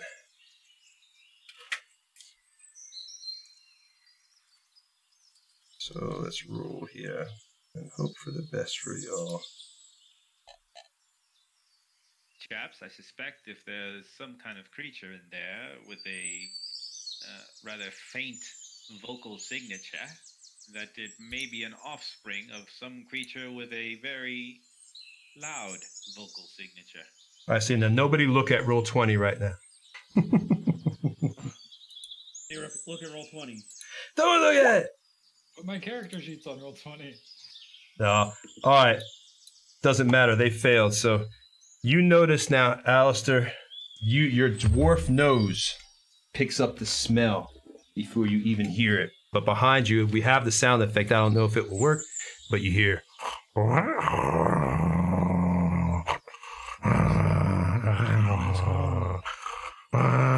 And behind you, Alistair, because luckily you saw it, so it doesn't get to sneak up on you. You see it about 40 feet back from you. Okay. You can smell it, so it's a good distance away from you. 1, 2, 3, 4, 5. Actually, let's put it where it's in camera. In case we're not going to be able to get that one, so it's going to have to just be back here. All right, so it's a good distance from Alistair now. 1, 2, 3, 4, 5, 6, 7. All right, so 8 spots away from you, and you notice it. You can instantly tell what it is. It's a common thing that comes down from the mountains every while. It looks like a mountain lion. Do I get a chance to do an action? Yes, we're actually going to, since it did not surprise you, you do get a chance to go ahead and do an action. I can't speak with animals myself. All right. Now, how exactly would go ahead and give me a quick update on that? What do I need to roll? Do I need to save or anything like that? No, you can react however you want to react, but I can at least communicate with you. It's Okay. not like a animal friendship, which is a higher level spell where you're friendly to me. I just can communicate with you now. All right. Trying to think. So there's no disposition change? No. Right. Okay. Anybody correct me if I'm wrong, but I think it just allows me to speak with them. No, I guess it would just be based on your persuasion. Right. Which is crap. I'm trying to see also what would be termed speech here, So, I mean, Well, I they're think, animal we'd all intelligence, just so hear you can him only roaring and stuff. you can tell from this animal, I guess, from speech, that the sense that you're getting, the word that you're hearing, my child, my cub, my cub, my cub, over and over, and it's very aggressive. I say to the cat immediately, I'm like, we mean no harm to your child. We'll not touch your baby, I promise you. We're just tracking down some goblins, which it looks like you've been doing too. Roll me, since this is an extreme situation, her child is she feels that her child's in mortal danger, especially since, something just went up, it looks like, and put something in front of its den and everyone's so close and it's crying. Roll me, I guess persuasion would have to work on an animal, or should it be nature? I'm trying to figure out what would be better here. Animal handling. And yeah, let's do that. That sounds even better. Wisdom, that's great for you because he has wisdom. But this is going to be a high one. Give me animal handling 19. No. All right. 14. All right, then. My baby, I don't believe you're here to hurt the mind. It's not so much words, but you feel my child's in danger. They're going to hurt it. They're going to hurt it. And of course, now we need to roll initiative at this point. So I shout out to the party. I'm like, she's coming in. She's going to attack. All right. Let me roll initiative for the lion first so we can see what Mr. Lion has. All right. We are sitting at a nice, comfortable 21. Ooh, that's not good for y'all. Well, I've got a 23. Oh, that's good. All right. So that's 23. 17 scraps. Well, I got it. Let's go at the top. I'm going to go Alistair first because I have it already written down, the turns. What's yours? 13. Razanor? 12. Well, the gentleman Faraday? A 23. All right. Do we have disadvantage on initiative checks because of our exhaustion? No. Shut up! Shut up! That's no skill. No, it's not. If we did, I still had a 17 on my second roll. So. All right. Malkavia? 9. All right. Thalaris? 18. And Hans? 3. Scraps? 17. All right. All right. So let me just throw these in order here.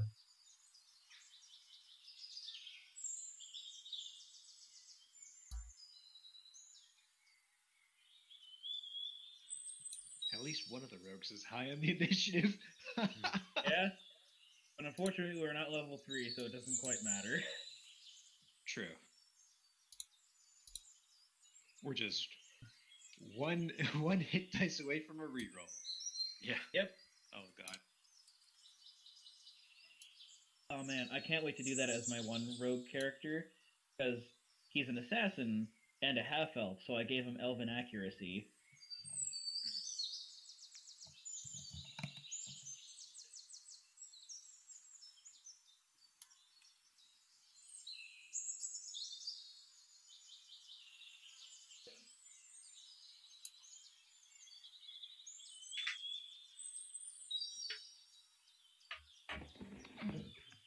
So while this is happening, I noticed that Alistair was somehow communicating with the mountain lion, and I ask him, "Sir, Alright. what exactly did you say to it, sir?" Can't hear you, Alistair. You're muted, Alistair. There you go. I said that we meant its child no harm, but it didn't believe me. Probably had something to do with the, being that close to the den. Yeah, the situation. Bad situation. Just setting the hunting trap right in front of it. the trap, as aggressive. the murderous trap for its child. That would mean no harm. This is probably the thing eating the cattle. So, I mean, technically, this is the subject of our quarry. That is true. But Alistair does not like it at all. He does not want to kill us. It would have been more awkward if you talked it down and then didn't convince it to stop eating cattle. Well, it's going to eat cattle. I guess we have to kill you. Slowly starts pulling out weapons. And remember, guys, it doesn't actually have to be the thing killing the cattle. We just have to let people think it's the thing killing the cattle. That's true. You haven't found anything that indicates this is the thing. He makes a good point. But This is the thing that's killing goblins. That's right. We just need to kill any random beast and then bring its head back and say that this was the thing. But it is, just to let you know, it is Gentleman Faraday's turn. Right. Well,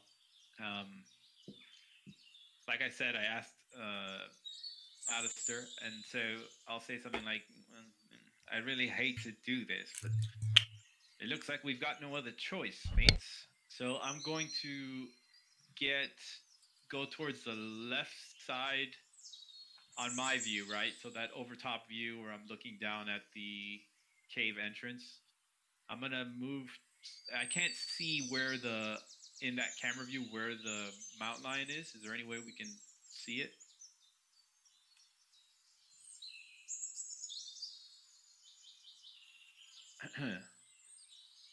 Sorry, you were muted there. Yes, there is. Hold on, I'll move the camera up just a little.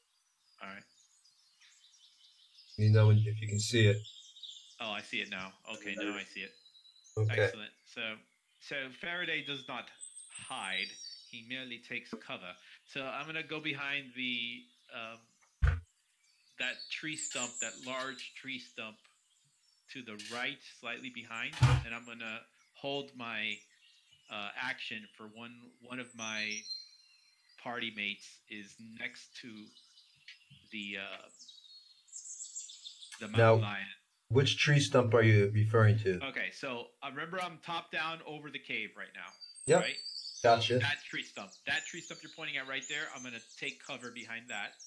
I'm going to ready a crossbow. 1, 2. Yep, you can make it there. Yep. So I'm going to ready my crossbow bolt. Okay. And I'm going to hold the action for when one of my teammates is within 5 feet of the mountain lion. Okay. All right. And when that happens, I'll shoot my crossbow. All right. It is now the lion's turn. And you'll get your automatic shot will go off. So now there's the lion. All right, lion has a movement rate. Let me get the stat card. I think I put it right there. 50 speed for movement, so I don't even have to get the computer. I can just grab the card. And 1, 2, 3, 4, 5, 6, 7. Yeah, it's able to make it to you. All right, so Faraday, your shot's gonna go off because the mountain lion, takes off and instantly goes for the nearest threat, which it sees as obviously Alistair was all the way behind, because she was out maybe hunting, looking for food when he rolled up into her cub. All right, because Alistair is in range, it's just a sneak attack since is this technically a flank or sneak attack, or what are we doing here? You're saying for your crossbow attack? Yeah. If I'm hidden behind, technically I'm hidden, even though I said I was taking cover. He's, for all intents and purposes, he's hiding behind the... Yeah, this would be a sneak attack since it's not engaged on you. It's now engaging Alistair. So yes, this would be a sneak attack. Yeah, so what if somebody else is engaged with it within 5 feet? Yeah, yeah. It's engaged. It's now about to attack. So, Alright, well, your shot. great roll. What was it? 13, I believe. Oh, that hits. 13, and I do a total of 14 points of damage. I still got to use roll 20 for my damage tracking though. So this is bad because now James knows like the darn AC and the hit points. He's saying, "Oh, see, I know what that is." Well, that is a standard 5e monster, Yeah. so anybody knows that stuff. And I actually don't know it. I mean, I don't have the rule memorized. Yeah, I don't think anybody who claims they have every Dungeons and Dragons rule. I want to meet the person who claims they have every rule memorized because they're a liar. What was that? How much damage did you do? I did 14 points. Damn, 14 points. That's pretty big. All right, so you take off 14. Let's go ahead and the rogue that is up there by the cave entrance, give me a quick perception check for you, real quick. All right. Or actually, wait, Scraps is closer. Scraps, give me a perception check, Scraps. Roger. Is it still bright or has it gone dark? It's dark now. I mean, it was 7:30 already, so you were walking for 5 hours. And let me roll a stealth real quick on this too. See what the stealth is. See if you notice. Hopefully you do. May the odds be forever in your favor. And Did you mean who's the closest to the cave? no, who was to the closest to? If you're looking at the top-down perspective, it would be to the left. Who's closest to the trees to the left? Got it. Like something's coming in from the woods because it heard the cries. Right. All right, so what was my roll for stealth was 10. Ha. Okay, no, you didn't do it. All right, so you don't notice anything. Beautiful day in the neighborhood. Scraps is like, shit, but I see the darn roll 20, you bastard. I know what you're doing. So no, you don't notice. Shot a wooden dwarf, and then it took everything away from me. All right. So you don't notice anything right now at this moment, but I'm going to put this in just a moment, and I'm going to add this real quick.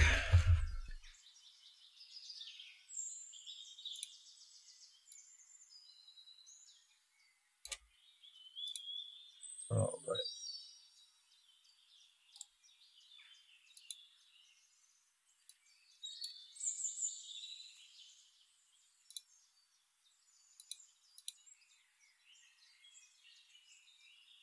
All right, so next is the lion is up, and let's go ahead and get the damage now. When Faraday, you had cocked you were ready, man. You sat there, you got by the tree, you kneeled down, you took out your crossbow, you put in your bolt, and you were I prepared. yelled to him, I said, "This is just like the time I killed a puma." Hey, but do you want to describe the damage, or do you want me to do it? You're free. No, like I said, I just said, "This is just like the time I killed that puma in Westerfield." And I shoot my bolt.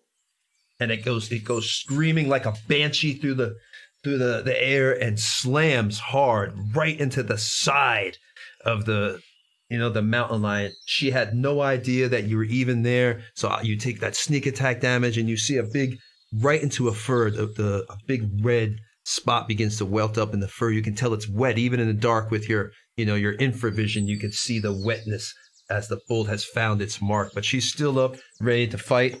And of course, she takes a swipe at Alistair. Let's see here. She only gets one attack per round.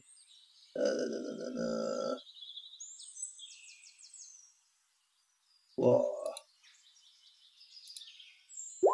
All right. And we rolled a... Oh my god. I critted. Sorry, Alistair. Sorry. Points of damage? It's 10 points of damage.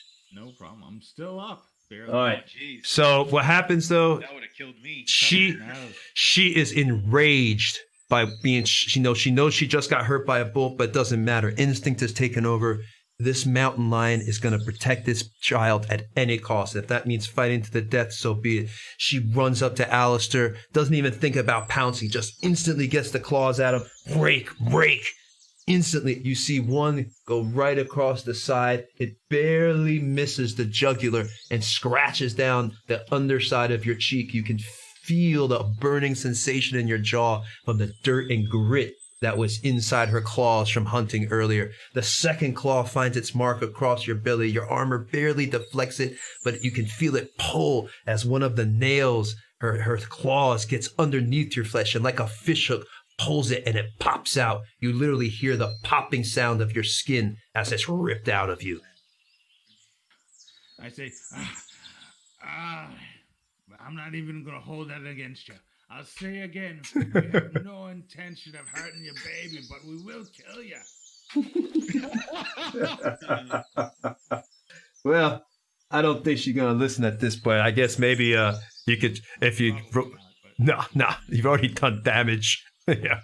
I honestly don't want to kill this animal, but we're going to have to. At this point.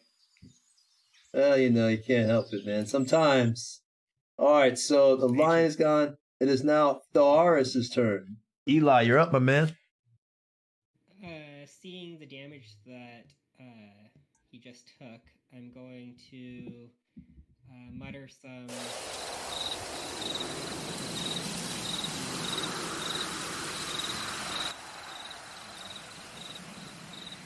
How close do you have to be to cast Healing Word? that is a 60 foot range. Ah, yeah, you're good. You're within 60 feet. Everybody's within 60 feet of each other.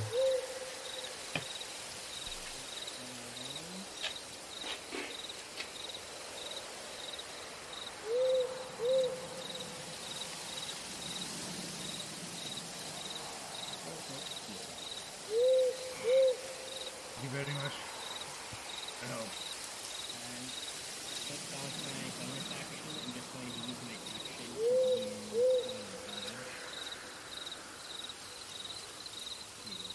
Nobody uses the dodge action. Well done. Nobody uses dodge. You know, somebody used it just the other day, I think. So powerful. There's a reason I always take a protection fighting style when I'm playing a paladin, because imposing disadvantage is strong. God, I miss being a player. Haven't been a player in years, man. Literally years. But don't have time anyway. All right, so next up, since you cast Healing Word and now you got your dodge as your second your bonus action, we are now on Scraps. How easy does it look to clamber up on top of this thing? Movement points going upwards in elevations. I think we had discussed this in session 0. Will cost you double your movement points. So I can get like partway up there, kind of? Right. 3 squares back, it looks like? From where you at, this would be at least 1. That'd be 2, 4. You can get right about there. That works. Alright, so Scraps is on top. Technically, you're on top of this right here. So I'll put this back. Just looks a whole lot cooler. You might want to take the tree off. Yep, I did. Wouldn't do y'all like that. So Scraps is sitting up there by the tree at the mouth of the cave. Alright, anything you want to do while you're up there, Scraps? Yeah, I throw the cloak off and I kind of get down on all fours and I aim my back cannon at the lion and I shout, Alistair, look out! And I pull the little ripcord and I cast fire. And you what? You call it Ripcord and you what? I cast fire. Fireball, okay.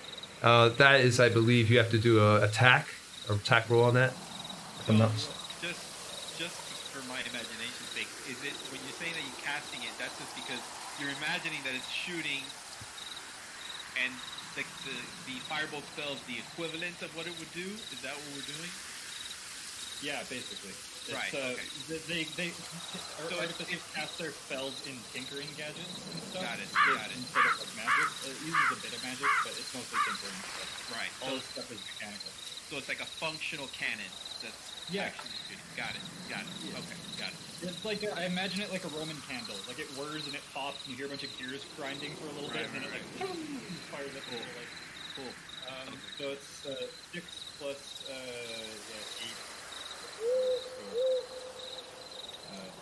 8. No, that doesn't hit. That. Doesn't hit? 14 hit. Oh, okay. I'm sorry. You got 14? I didn't see it. I In... rolled 6 and then I have plus 8 for proficiency, and I don't have the thing set up for my. I'm sorry. Okay. Check this. Okay, yeah, 14 hits. Yes, 14 does hit that. How much damage did you do? 8 points of fire. Okay. Do you want to describe it? I mean, he's not dead, but do you want to describe doing damage? You want me to describe the Yeah, attack? so like the little like Roman candle thing like whizzes across the battlefield. It kind of like lights up in a little like line as it streaks across, and like slams into the side of its fur, and all the side of the fur starts to like catch on fire like a little bit because if it's flammable, it stays on fire. But yeah, it just like burns and singes and kind of like yelps as it receives the heat from the scraps cannon. All right. Alistair starts putting out his beard. I told you to look out. Hans can probably see it now. Yeah, that's something I was gonna ask. How well can I see right now, Tony? Who is that asking? Hans, the human wizard who does not have dark vision. And you're right next to. Well, yeah, Right now. you can't see that well without a torch. I mean, it's pitch black in the forest. Well, So I mean, I'll be if the cat's on fire, he can see it. I'm not going to say the cat's on fire. I mean, that kind of. It only ignites objects. Yeah, I will say that, yeah, just do disadvantage. I don't want to be brutal and be like, no, you can't see anything, so no attack for you. But Importantly, I have a rough idea where the cat is now because it's going to at least show me the location, right?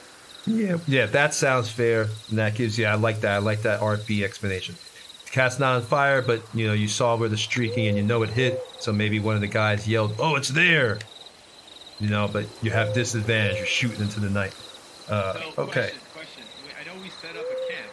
Wouldn't there have? I can see the campfire right behind Alistair. Oh, that's just for damn show. Yeah, we never actually got to the camp setting. That was just for cool. That was just to impress you all, the fact that I actually had a campfire and sleeping bags for y'all. So, all right. Next is Alistair is up next. Well, if it's right in my face, I'm going to use a bonus action to cast Shillelagh, and I'm going to smash it with my cudgel. All right.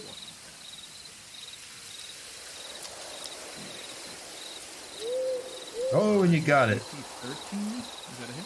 Yep, that's a hit. And let me change something your sheet for you real quick. Give me 2 seconds, so this way you're not rolling with constant advantage all the time. Help you out real quick. That's supposed to be advantage. If you do have advantage or disadvantage, it's easy to. Yeah, you could leave it. It's usually easier to just leave on, and then you always just count the one on the left, unless you have advantage. Then you count the one on the right. Oh, if that's what you all want to do, I can leave it off. I can just always roll advantage. I just thought I just put it on toggle, but Yeah, y'all. I'm doing the same thing where I'm always rolling 2 dice. Just take the left side unless there's advantage or disadvantage. Yeah. Gotcha. All right, it's done. Max damage. I do 12 points of damage with my cudgel. Ooh. All right. Well, how do you want to do it? Nice. Yeah. Nice. There we go. I say, by the power of Sylvanas, be done with you then. And I bring my cudgel right down on his head, just kind of give him a solid, like, coconut crack. And he just. Is he dead? Yes, it's dead. As He just you. goes right down to the ground. Stops moving. Good job, Alistair. That's certainly all of The last, since you were talking to it, the last thing you feel coming from it is deep sadness and pain that it couldn't protect its child. Oh, great. Jeez. Don't do this to us, Tony. You see what you done, Alistair? Whoa. We don't feel that. Alistair does. Yeah, Alistair feels deep. Shame He on can, you, Alistair. like, it's like, imagine if your own child, you were seeing and you felt that it was in danger and you lost, you failed it. That's what it feels. The worst pain. I It's like- didn't want to kill you. I warned you. All right. And then Would this be a bad time to say that's dinner? Oh, did you just say that's dinner? Yeah. Oh my god. Dude. I mean, scraps I have no problem with that. At least it's Alistair's dude. Alright, this is gonna be good. But I do want to go, check out the baby The cub. cougar or whatever it is, the cub. Yeah, I'll pick up with the trap. Alright. Well, since that one's dead, technically you are out. So I'm gonna give real quick one more perception roll to who it was. Yeah, Scraps. Do it again. Come on, Scraps. Beat a. Let's see. Let me roll. If you don't notice it this time, give me a perception. Come on, Scraps. Nat 20. Natural 20. Let's see. And a 1. I love That's the great. Yeah, one on the other secondary. Oh, you're so lucky. Cause look at my stealth. 19. Yeah. Nothing gets past All right. There's that not a big advantage. There's no advantage on this attack, but running out of the woods towards who's the rogue right here? Woods. Here's the rogue. Shit. Who's this rogue? Oh, that is me. That's Malkavia. That's Malkavia. All right, towards Malkavia. It I jumps. wouldn't worry about the trap right now. It jumps at Malkavia. Hold on. Let's see. Let's roll. Could I get a reaction? Oh. His protection reaction to impose disadvantage on that attack. I don't see why you couldn't. Let's do that. That you might get a reaction because he did see it. Since it was seen, you can get the reaction. Yes, that sounds good. Impose disadvantage. One of the other party members, I would have yelled out for sure. So Like lion, mountain lion. Right. yeah, stop messing with the trap. It's not your problem. I was lying. Yeah, so I will bolt to get behind Razanor. All right, so here we go. It's gonna try to get on you. It's gonna try to hit with the claw attack here. Let's hope. And you said it has to be disadvantaged. That's my first attack. Let's see what the next one is. Ugh, 16 is a good attack. Well, let's see what the next one is because you said it was posed in disadvantage. And 12. 12. AC 15! Woo! All right. So as this lion in its mad rage comes bolting, even though it's instinctive, it's an animal, it has a neutral sense of, alignment. Not that alignment matters in 5e anymore, but it's neutral, so it's not really evil. It feels pain almost in a way at the loss of its, it can see that its mate went down and now it knows its cub is in danger as well. But I guess it's just so angered that it's off kilt and it goes to jump at you and just misses. You're able to just duck down as the claw goes by. It doesn't hit you, but you can literally feel the fur rake across your face, the few whisks of hair as it just misses Malkavia and goes slamming on the other side, landing on its feet, ready to attack. Does it land in my trap since I didn't take it out? Let's see. It doesn't go into the cave. It's going to the side of you, so it's coming to the side, which means technically it would go into a person, but I'm not going to say that. I'm not going to say it barrels into the druid. I'm just going to say it ends up here instead, right next to y'all. Because I don't want to knock anybody else prone, because that seems it would be kind of viciously cruel to have it barrel into all three of you and knock everybody have to do a roll. But unless you want me to be mean, I could do that. No, I like where things are. This is very nice. Thank you. I like not being prone. Yeah. So we could definitely do that after the discussion last week of you wanted more cruelty. Is now one of those times? wasn't cruelty. No. It was challenge. I thought they were the same thing. All right, so missed that pounce. And it's now right there beside you. So now, let's go back to combat. We'll just keep the initiatives. I don't assume y'all want to rule another one. No. All right. All right, so Fight still. top of the round, we'll just let the lion go. Already assumed that was his first attack. So the gentleman Faraday, you are up. Wait, No. did everybody else go? Well, no, that was just like the lion got an attack. Now it's the top of the round because it just ran out the woods. Yeah, but there We're was not other gonna- people who had it. We had it. We're not gonna loop from wherever we were. Oh, okay. Yes. I'm Yeah. sorry. Yeah, you're right. Go ahead. So next it would actually be Thalaris' turn then at this point. No, I think Thalaris already went, did it? Right? Yeah, so it's after Yeah, Thalaris. I'd already done the heal. I'm sorry. Oh, you're right. Because believe Alistair went last. Razanor- It's Razanar's turn. So, were they But didn't you just use that ability to... Reaction. Reaction. The reaction. Yeah, Yeah, it's okay. on my turn. Okay, that's fine then. Okay. Yep. So, with a very sorrowful and regretful look in his eye, Razanor swings his sword down at this father of lion because he does not have a choice. Okay. So you move within range to strike, which means I think you're right there at him anyway.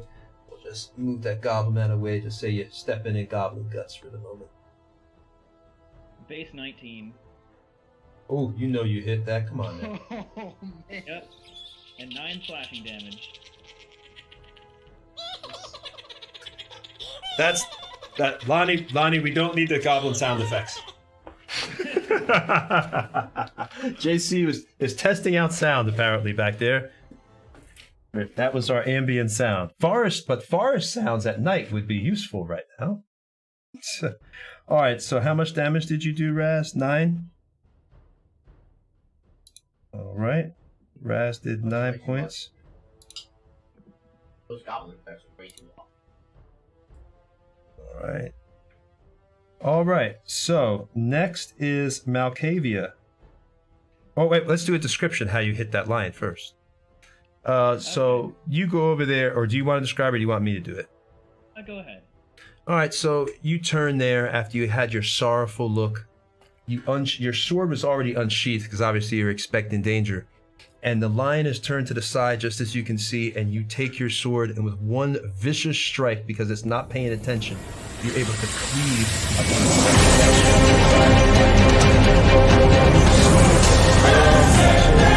a white chunk of the bone now is exposed. You can tell that this mountain lion is hurt, but obviously it's still fighting. It's up, ready to go. All right, now it is Malkavia's turn. Okay, so I shall slash at thee. So I pull out my rapier and just aim to pierce right at it. All right, roll it up. And it would have sneak attack since it's engaged with another as well, correct? Yes, I would. Well, hasn't really decided who to engage with yet. Who is it looking closest to the front? But it was going after the rogue, so we'll say. That was me. Yeah, well then, yeah, it's not going to be sneak attack. So yeah, for you, it's on you because that's who it went after. Closest person, animal logic. So, it is still being flanked though, and sneak attack does apply to creatures that are being flanked. Because Razanor's on the other side of it. And just hit it. Yeah, look, I just put it in the chat, the sneak attack thing. Hold on, I'm gonna put it in here. All right, no, it's okay. I believe y'all. Go ahead. You can have that then. That's fine. If it's a flank. I mean, this all matters if I hit it, so we'll see. Yeah. Yeah, so yeah, we'll see if you hit it first, and then we'll worry about it. Technically, it would be engaged with Razanor now that I think about it, because Raz hit it, so Yeah, it'd actually be on him. So, Yeah, I got a 17 on the hit. oh, there you go. that Ooh, is 16, And max damage, so 16 Wow. damage. nice. almost. All right, now go ahead and describe it. He's not dead, but it's hurting very badly. I just pierce it straight into its chest as like as it's looking right at me, I just slash straight into it. All right, still up though. Still up. Minus 16 points of damage. I wish you could see how the screen right now. All right, it's Hans Sullivan's turn. As a free action, I go, Hans, I'm right here. Alright, and I haven't seen anything about this, the new lion other than just like movement in the dark, right? No, well, you know something's going on because you hear roars and. So I'm going to. Yeah, I think this would be the best for me to do. Get as far back as way from where I hear this commotion going on as I can. Let's get the hell out of here. Yeah. And then I'm going to pull my wand and point towards the woods that's behind me, wherever I'm running towards, and cast Minor Illusion to have a giant owlbear roar coming out of the woods. Just a rah! As an attempt to just kind of scare it and maybe make it run off. Oh, you know what? Let's see. What would be good? Just because I don't see how hurt it is, I have no idea how well we're faring at the moment. So you're just trying to scare it? Yeah, it's what Hans would be doing, not knowing what else to do. All right, I'm just gonna roll a d20. Because it's still trying to protect its kids, it's still gonna be almost nigh impossible. But if I roll, say, a 3 or lower, then we'll say something happens. So let's just roll a d20 and roll. No, it's still fighting. Its delusion comes through, crashing through the woods just as you intended. It's a sight to behold, but this thing's mind is intent. It's not stopping. Fair enough. That is my turn. All right. Now, it is the gentleman Faraday is up. Right. So I will shoot this second lion with my crossbow. Shoot away, Faraday. So is this disadvantage because I don't have dark vision technically? But then, yep, dark disadvantage because you can barely see. Technically, if you can't see and you don't know where it's at, I don't know if it'd be fair to let you do a ranged. I'm not gonna hit. So. Oh, then don't worry about it. Yeah. You missed, so it's all good. Yeah, I got a 10. So. Nope, you missed. All right, so on to the lion. Lion is going to attack Malkavia. Ah, darn it. You're the closest, man. Gotta be fair. All right. This is a new round, right? Yep, new round now. It's gonna try to bite you.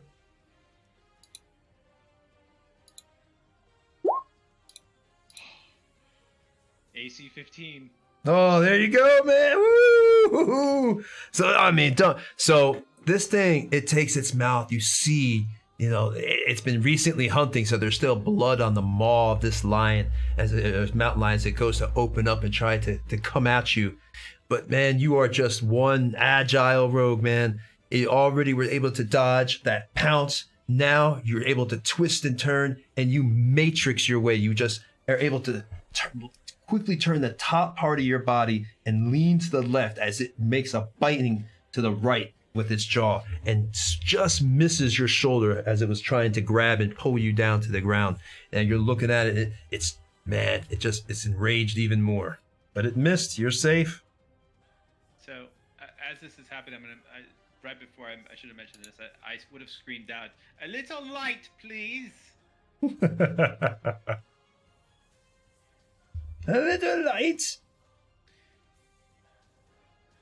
You're lucky. How many hit points do you have, Malkavia? I'm curious. Well, I got it right here. I can see it. Yeah, I got 9. That would have killed me. Yeah, I was like, man, you are lucky. All right. So next it is Thelaris' turn. Eli, you're up, my man. Hearing the latest shout from Faraday, I'm going to stay where I am, and I'm going to cast Produce Flame and instead of making an attack with it, I'm just going to hold the light up. Wow, that to was the smart. visible area. Good one, That's all man. I'm gonna That do good for my one. turn. All right, so that's your move for that round. So then it goes to Scraps. Guys, same thing. Look out.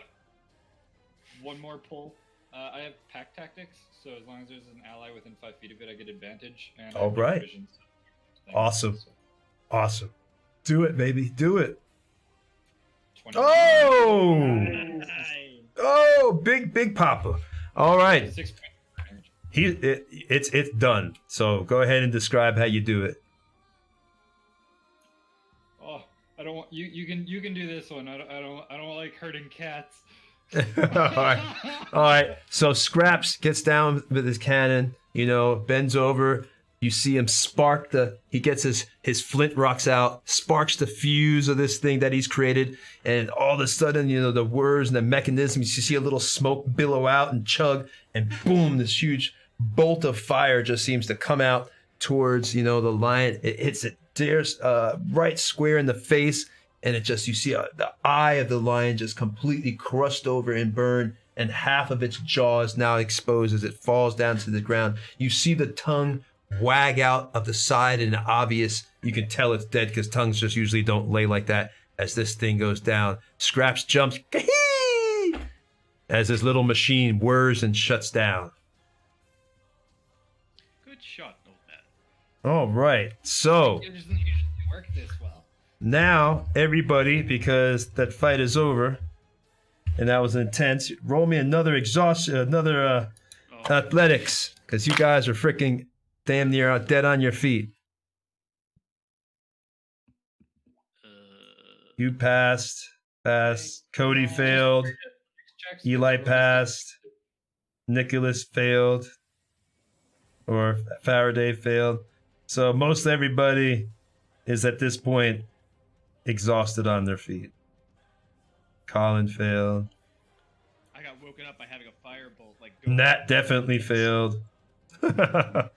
So y'all, it is now about, you've been fighting, wasn't too long because fights go quick, but you're exhausted from this battle, fighting an animal that probably weighs about a ton. More dinner. Oh, So there's Probably- still the question of the offspring. Right. that's right. You hear mewing now and there.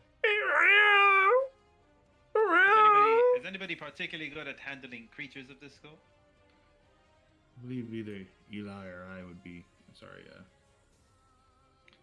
Stellaris. Stellaris. I don't have- I think Stellaris have or a I lot would of- be. I I try and have an idea, at least. I try to move the carcasses away from the cave at least. Yeah, if we can move those, I can try and safely move the cub if possible. All right, so you move like you're gonna go into the cave. Are you taking the cub? Are you? I'm going to use one of my forms of wild shape Okay. to turn into.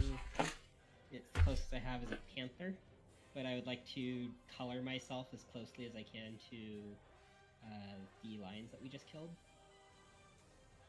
Well, you should be able to turn into a mountain on there. You've at least seen these, right? Even Yes, if there's not a stat block. Yeah, so I'll turn into as close as I can to one of those, and then All right.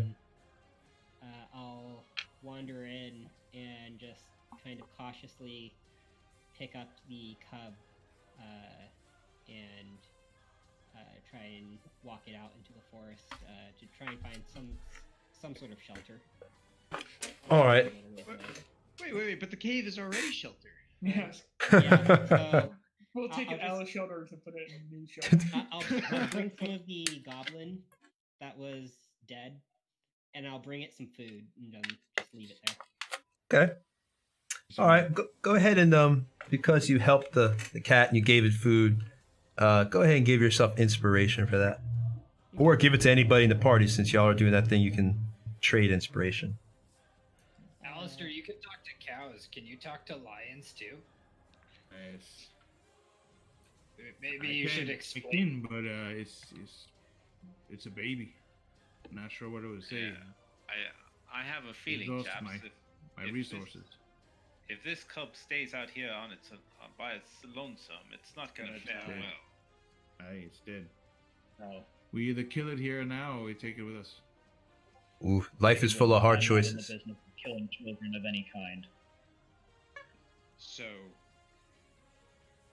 who likes cats? And I'm who's terrible with allergic? animals. I'll see if it likens up to me as I give it some of the goblin food. And I will assist in acclimating this to kind of bond with Thalaris. I will help him if possible. Alistair should still be able to speak with it, right? That should still be. That up. was only last 10 minutes, so unless I use another spell slot, which I'd rather not do. I know. I don't think it's been longer than 10 minutes. Yeah, it was 2 rounds of combat. That Yeah. was. Yeah, It's like 12 2 minutes, seconds. maybe at most. Yeah. Yeah. Okay. Yeah. And yes, I can. All right. This is your new mama now. Oh, That's So I'm guessing animal handling, or what are you trying to talk to it? Yeah. just trying to get it to liken up to me and accept me as taking care of it a little bit. All right. Well, it's extremely distrusting, so this is going to be a high roll. You're going to need to roll 19 or higher to get it to completely think you're its mother, man. Because you don't even have the smell. Yeah. What does inspiration offer? Is it just advantage or is it additional die or what? Advantage. Die. Okay. Roll, and I'm going to use the inspiration on that. All right. Oh, close. Real close. I'm not looking at the screen. Did you hit it? He got an 18. Oh, 18 and a 13. No, so it does not obviously think it's your mother. You had pushed the food towards it, the goblin, so it took a few bites, but it's still, Alistair can hear it screaming, in its mind, mother, mommy, mommy, mommy, mommy. That's it, over. It's all it understands because it's, it's an animal. So, but it doesn't trust you. It's not walking towards you. It's just standing, kind of just parked right in front of the goblin, now laying its head in its paws with a very dejected, kind of look. how small is this kitten? It's a newborn. It's not too old. I'd say, being that, one of y'all has the skill, I'm not going to make you roll for that. You can just say, maybe about 6 weeks old, 8 weeks.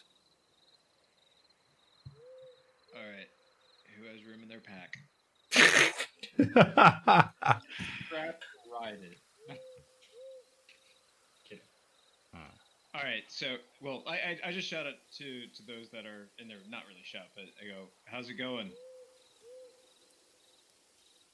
You're shouting out to what, To Thalaris and Alistair. Oh, okay.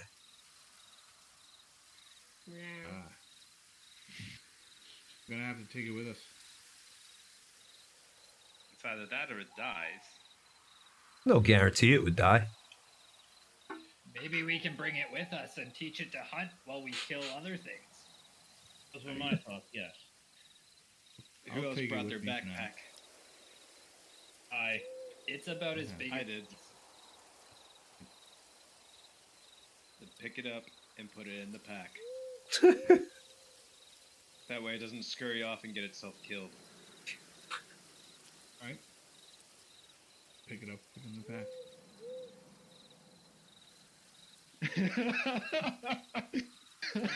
We better find like a circus or something. like a traveling circus on the road back. This is funny. Someone will want to buy a lion cub, right? Yeah. So even though that this, I talked to the group. So even though that this cave was a lion's den, it's probably a really good place to actually hold up for the evening. I think Well, that this is where we set up camp.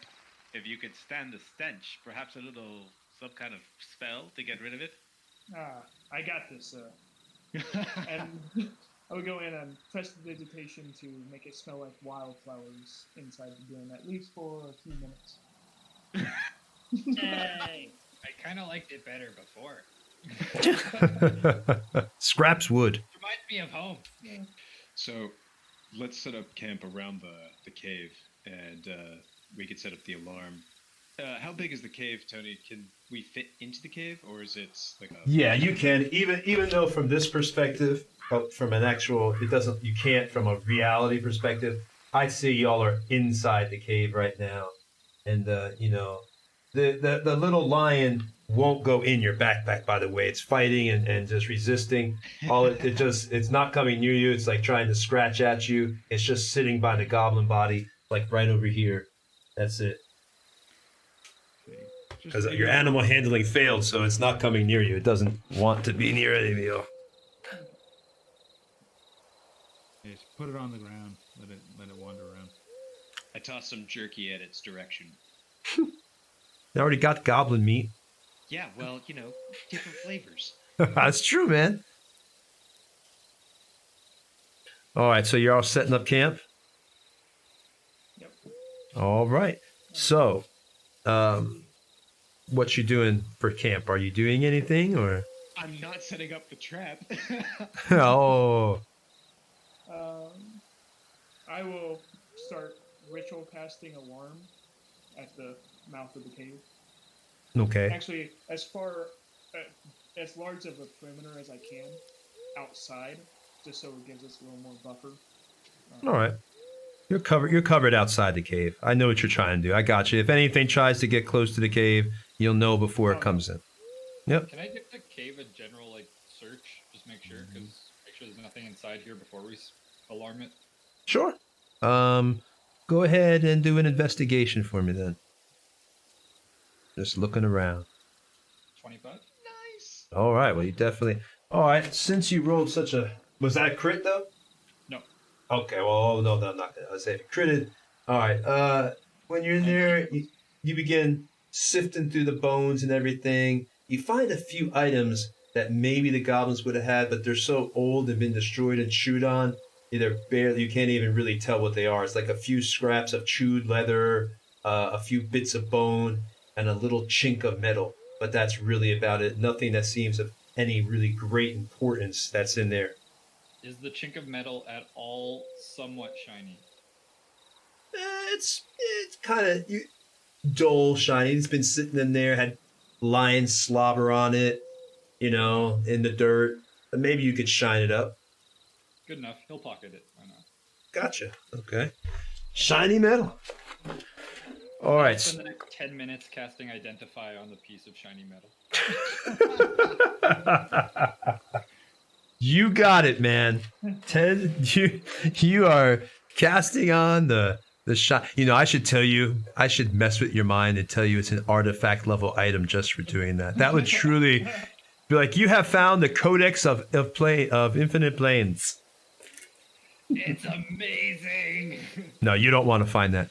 So you're now resting. Is there anything else y'all want to do before everybody goes to sleep in the cave?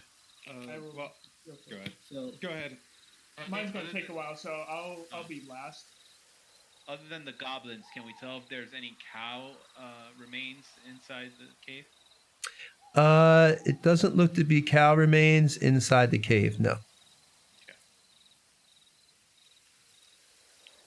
I wanted to set a perch on top of the cave for lookouts, whoever's taking turns. You want to perch on top and be a lookout? Basically, you kind of get some foliage and kind of make kind of a small barrier so that you can still look out, but... Something like this? There you go. Yeah. But kind of wrapped around, so that whoever's sitting as lookout can, use that to their advantage while taking a look. And also, I hand Cody the hooded lantern again. Thank you, sir.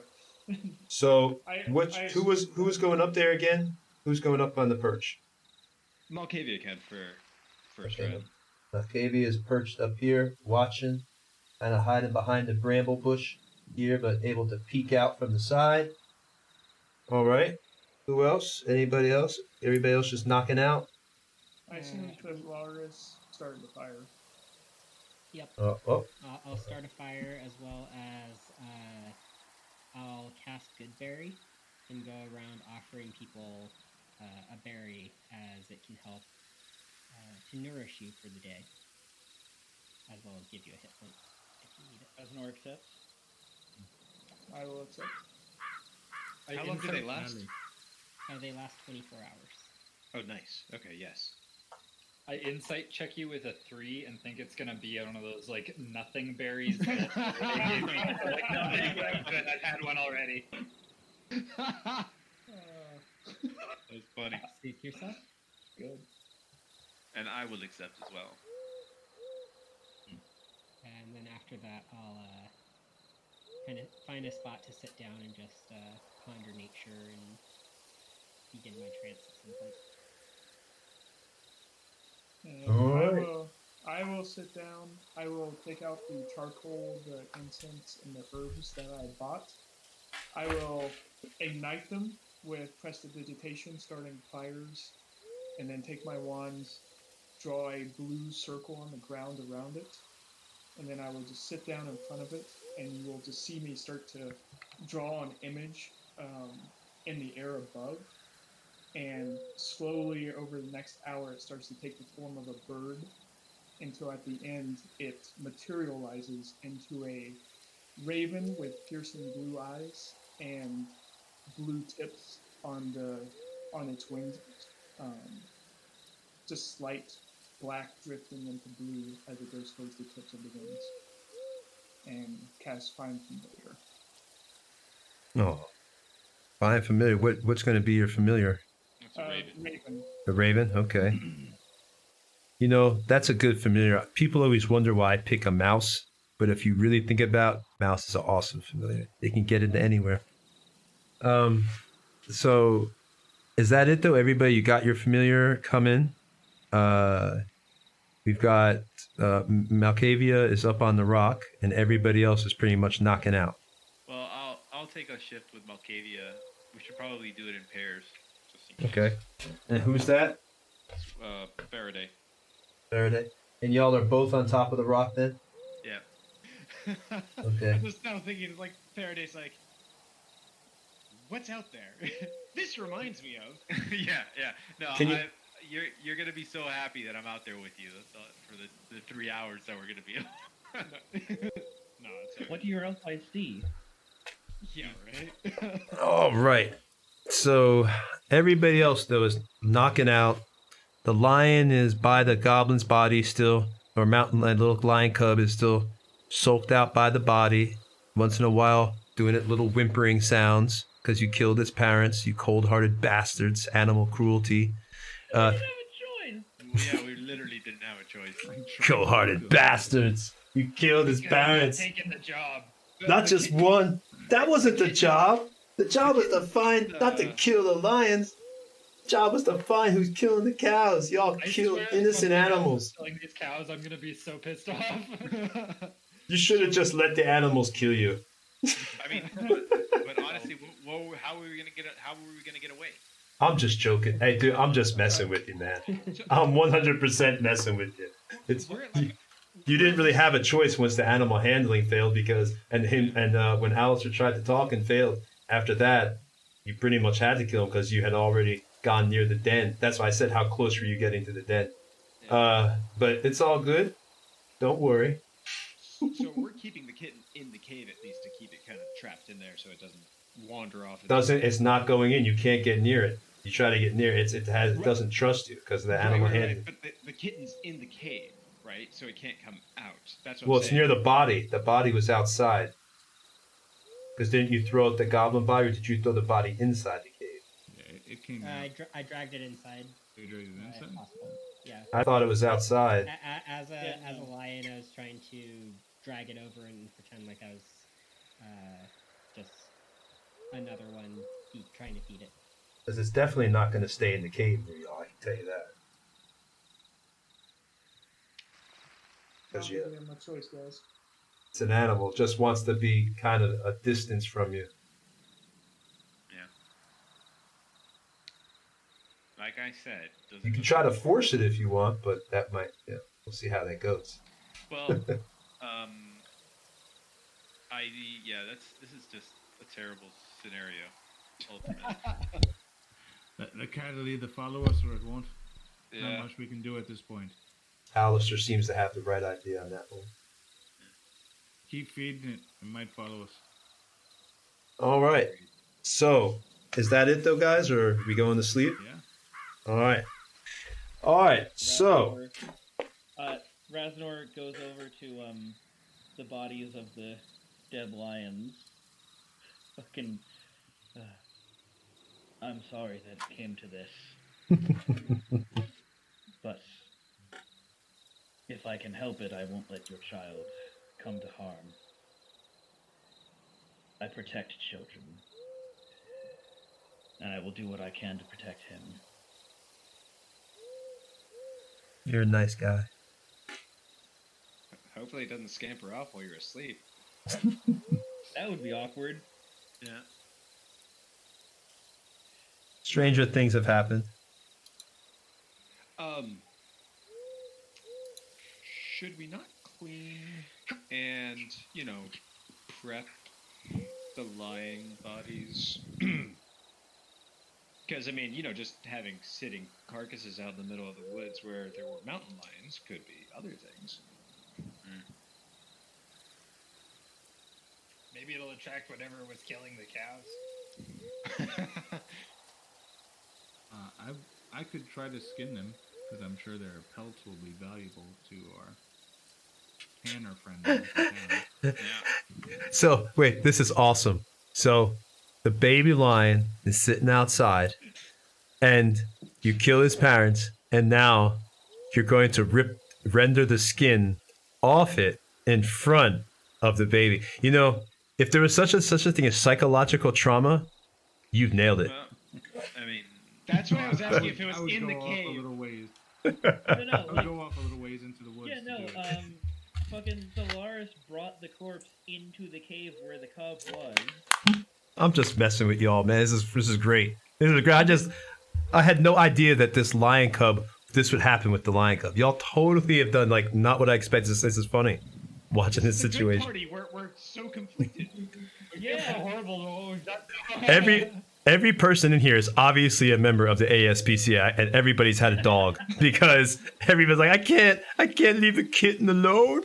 No, it's like I can't do it. Backpack, just get it in the backpack. All right, It'll follow us. It'll either follow us or it won't. there you go. So are you gonna? Wild animal. Are we going? We're going to sleep. Everybody's knocking out. So let's see. I'm gonna roll. Oh, we're taking shifts, and first shift is Faraday and Malkavia. Okay. So we'll do 2 4-hour shifts? well, so long as we can get our 8 hours. And get our Oh god.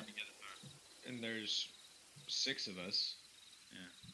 We do have an elf who only needs 4 hours of. Oh, there you go. And my math sucks, guys.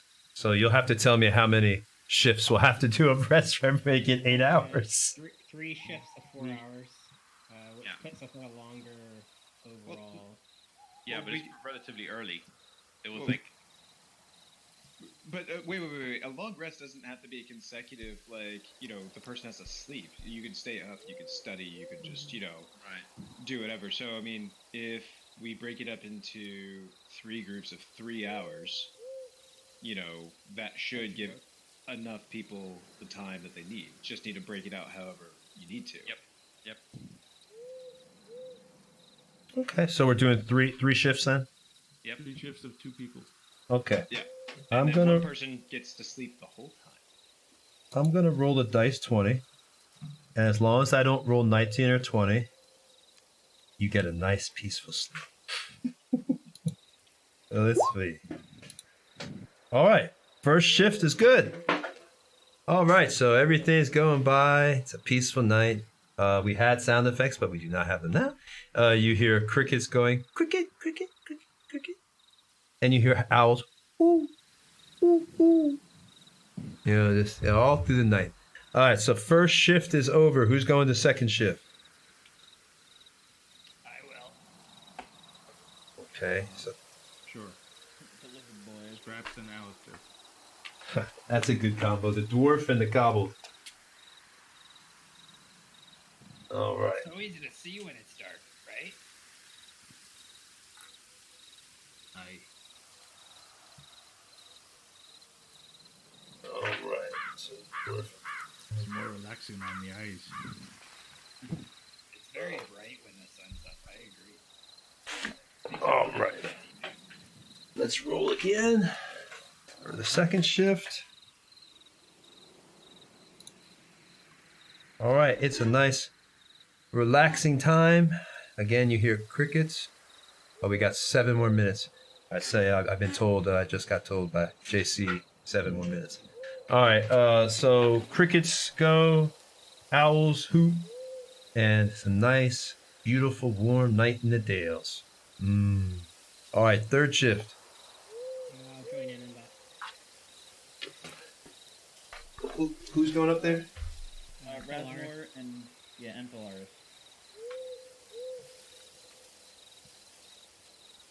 Hans gets to sleep in. Well, I figure I'm not very perceptive in the middle of the night anyway. Yeah. Your raven can keep watch for you. It does not have dark vision. The owl does. It can keep really bad watch. All right. Yeah. So your wizard sleep. Your wizard just sleeps all night then. All right. That's why he Wizards set need the their alarm. rest. Let's roll one more time. All right. The night is peaceful. Everything crickets go, owls hoot, and it's a warm breeze. And you wake up. Whoever was sleeping is well rested after 12 hours have gone by. It's 7:30. Well, we'll say it's 8 o'clock in the morning at this point because you spent a little time with the cub messing around, about 20 minutes. It's 8 o'clock in the morning. Everybody's rested. Any spells that you want to change out, you can, if that's what you're trying to do. And you got all your slots and everything back at a long rest you give. Where's the cub? The cub is still there. Just sitting there. Jerky at it. Still jerky. It doesn't really do anything. It's just paws on top. Just sitting there. I roll up the 2 lion pelts and pack them in my pack. Do you want to put the cub in your pack too? Nah, that'd be sick. That'd be sick. No, that would be sick. Now it's extreme. It is a line, you know. You can't cross the line. Jesus Christ.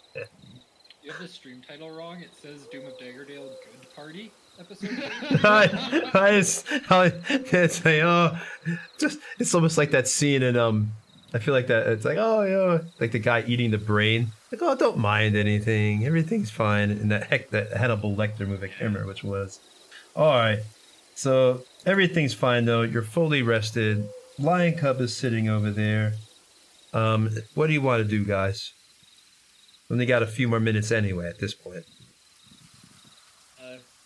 Radmore will go over to the lion cub and just kind of kneel down to it and hold out his hand, like palm up, just, not making any sudden moves, just allowing the cub to kind of take him in and sniff him a little. Do another animal handling again. Because you're getting close trying to, handle it. Yep, 19 or more. It's a rough All one. right. What kind of dice would this inspiration be? A D8? Inspiration has advantage. You just roll advantage, yeah. Yeah, just roll twice. It's bardic inspiration that adds the die. Come on, get it. Okay. That's the first one. Roll again, Nat. I want to almost see you get it. Be fun, the story. Ah!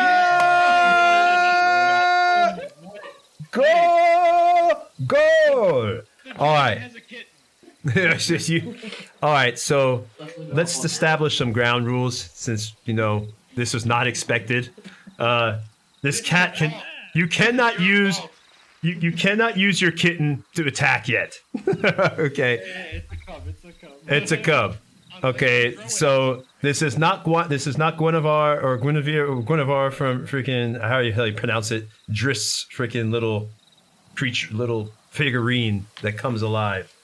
All right, so when you go over there, maybe because you weren't human or whatever, or didn't look as humanoid, your dragon somehow maybe it wasn't as nervous because it's not used to being afraid of your kind, whatever.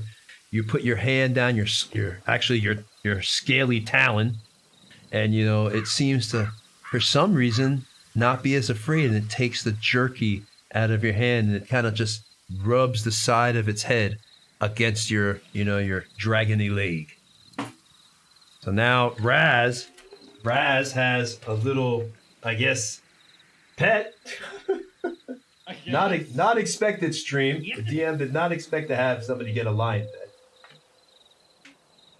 That's okay. I am so happy. You have no idea. Well, you got a little baby cub that follows you, and we're gonna go ahead and end it because it's right about time now anyway. So That's the highest note you can end it on. It went from being a horrible At least we saved something. It's like a redemption story now. yeah, at least you got the. I can't believe you critted. What a great way to end it to you right at the end. That all the times we messed up, that one last roll was really good. Inspiration well spent. Yeah. Yeah, definitely. You got yourself a lion cub. Before we sign off, I look at Rasner and I say, "Well, it looks like you've got a new friend. What's his name, chap?" Ooh, that's right. Got to name it. No pressure. Before the stream ends, you got to come up with a name in 1 minute.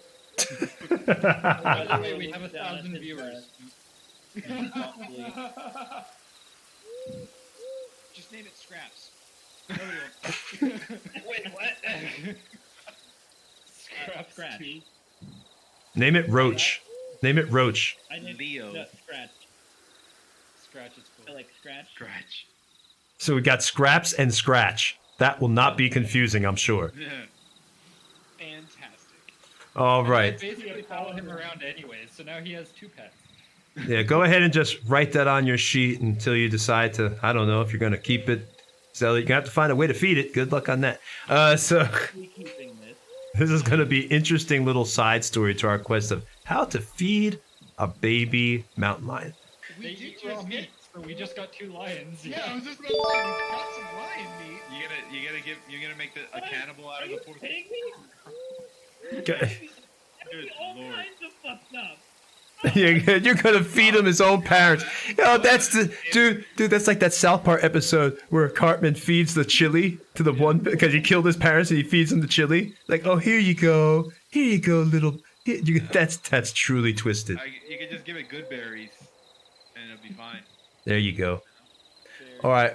Well, we're gonna go ahead and sign off then because it's that time, and I know people got to go to work in the morning. So, guys, whoever's watching, if anybody is watching, we didn't expect to stream today, so I probably don't have a ton of viewers. But if anybody's out there, thanks for tuning in. We appreciate everybody we get. Don't forget to check out stat trackers. Let me show you the box here. As you can see, it's a wonderful tool for 5th edition Dungeon Masters. It just makes things go laugh. I use them tonight, so you can watch our show if you want to see and see how useful and quicker it made things. Also, please follow us on all our social media, Instagram, Twitter. We also do, if you can support us on Patreon or even subscribe here on Twitch, everything would be useful. We are just starting out, so every little bit of support that we get is so appreciated, guys. And we will be rerunning this or re-airing this particular night stream on Friday, as long as we can figure out how to do that. And then on the 2nd will be the evil team again. This was the good team. Every other week we switch off. So if you tune in Friday at 6 p.m. Eastern Standard Time, you'll get to watch the evil team and how their adventure is going and how they encounter certain problems that are a little bit different than this team's. All right. Thanks, guys, for tuning in, and y'all have a wonderful night. All right. Bye-bye. Everybody say bye. Bye.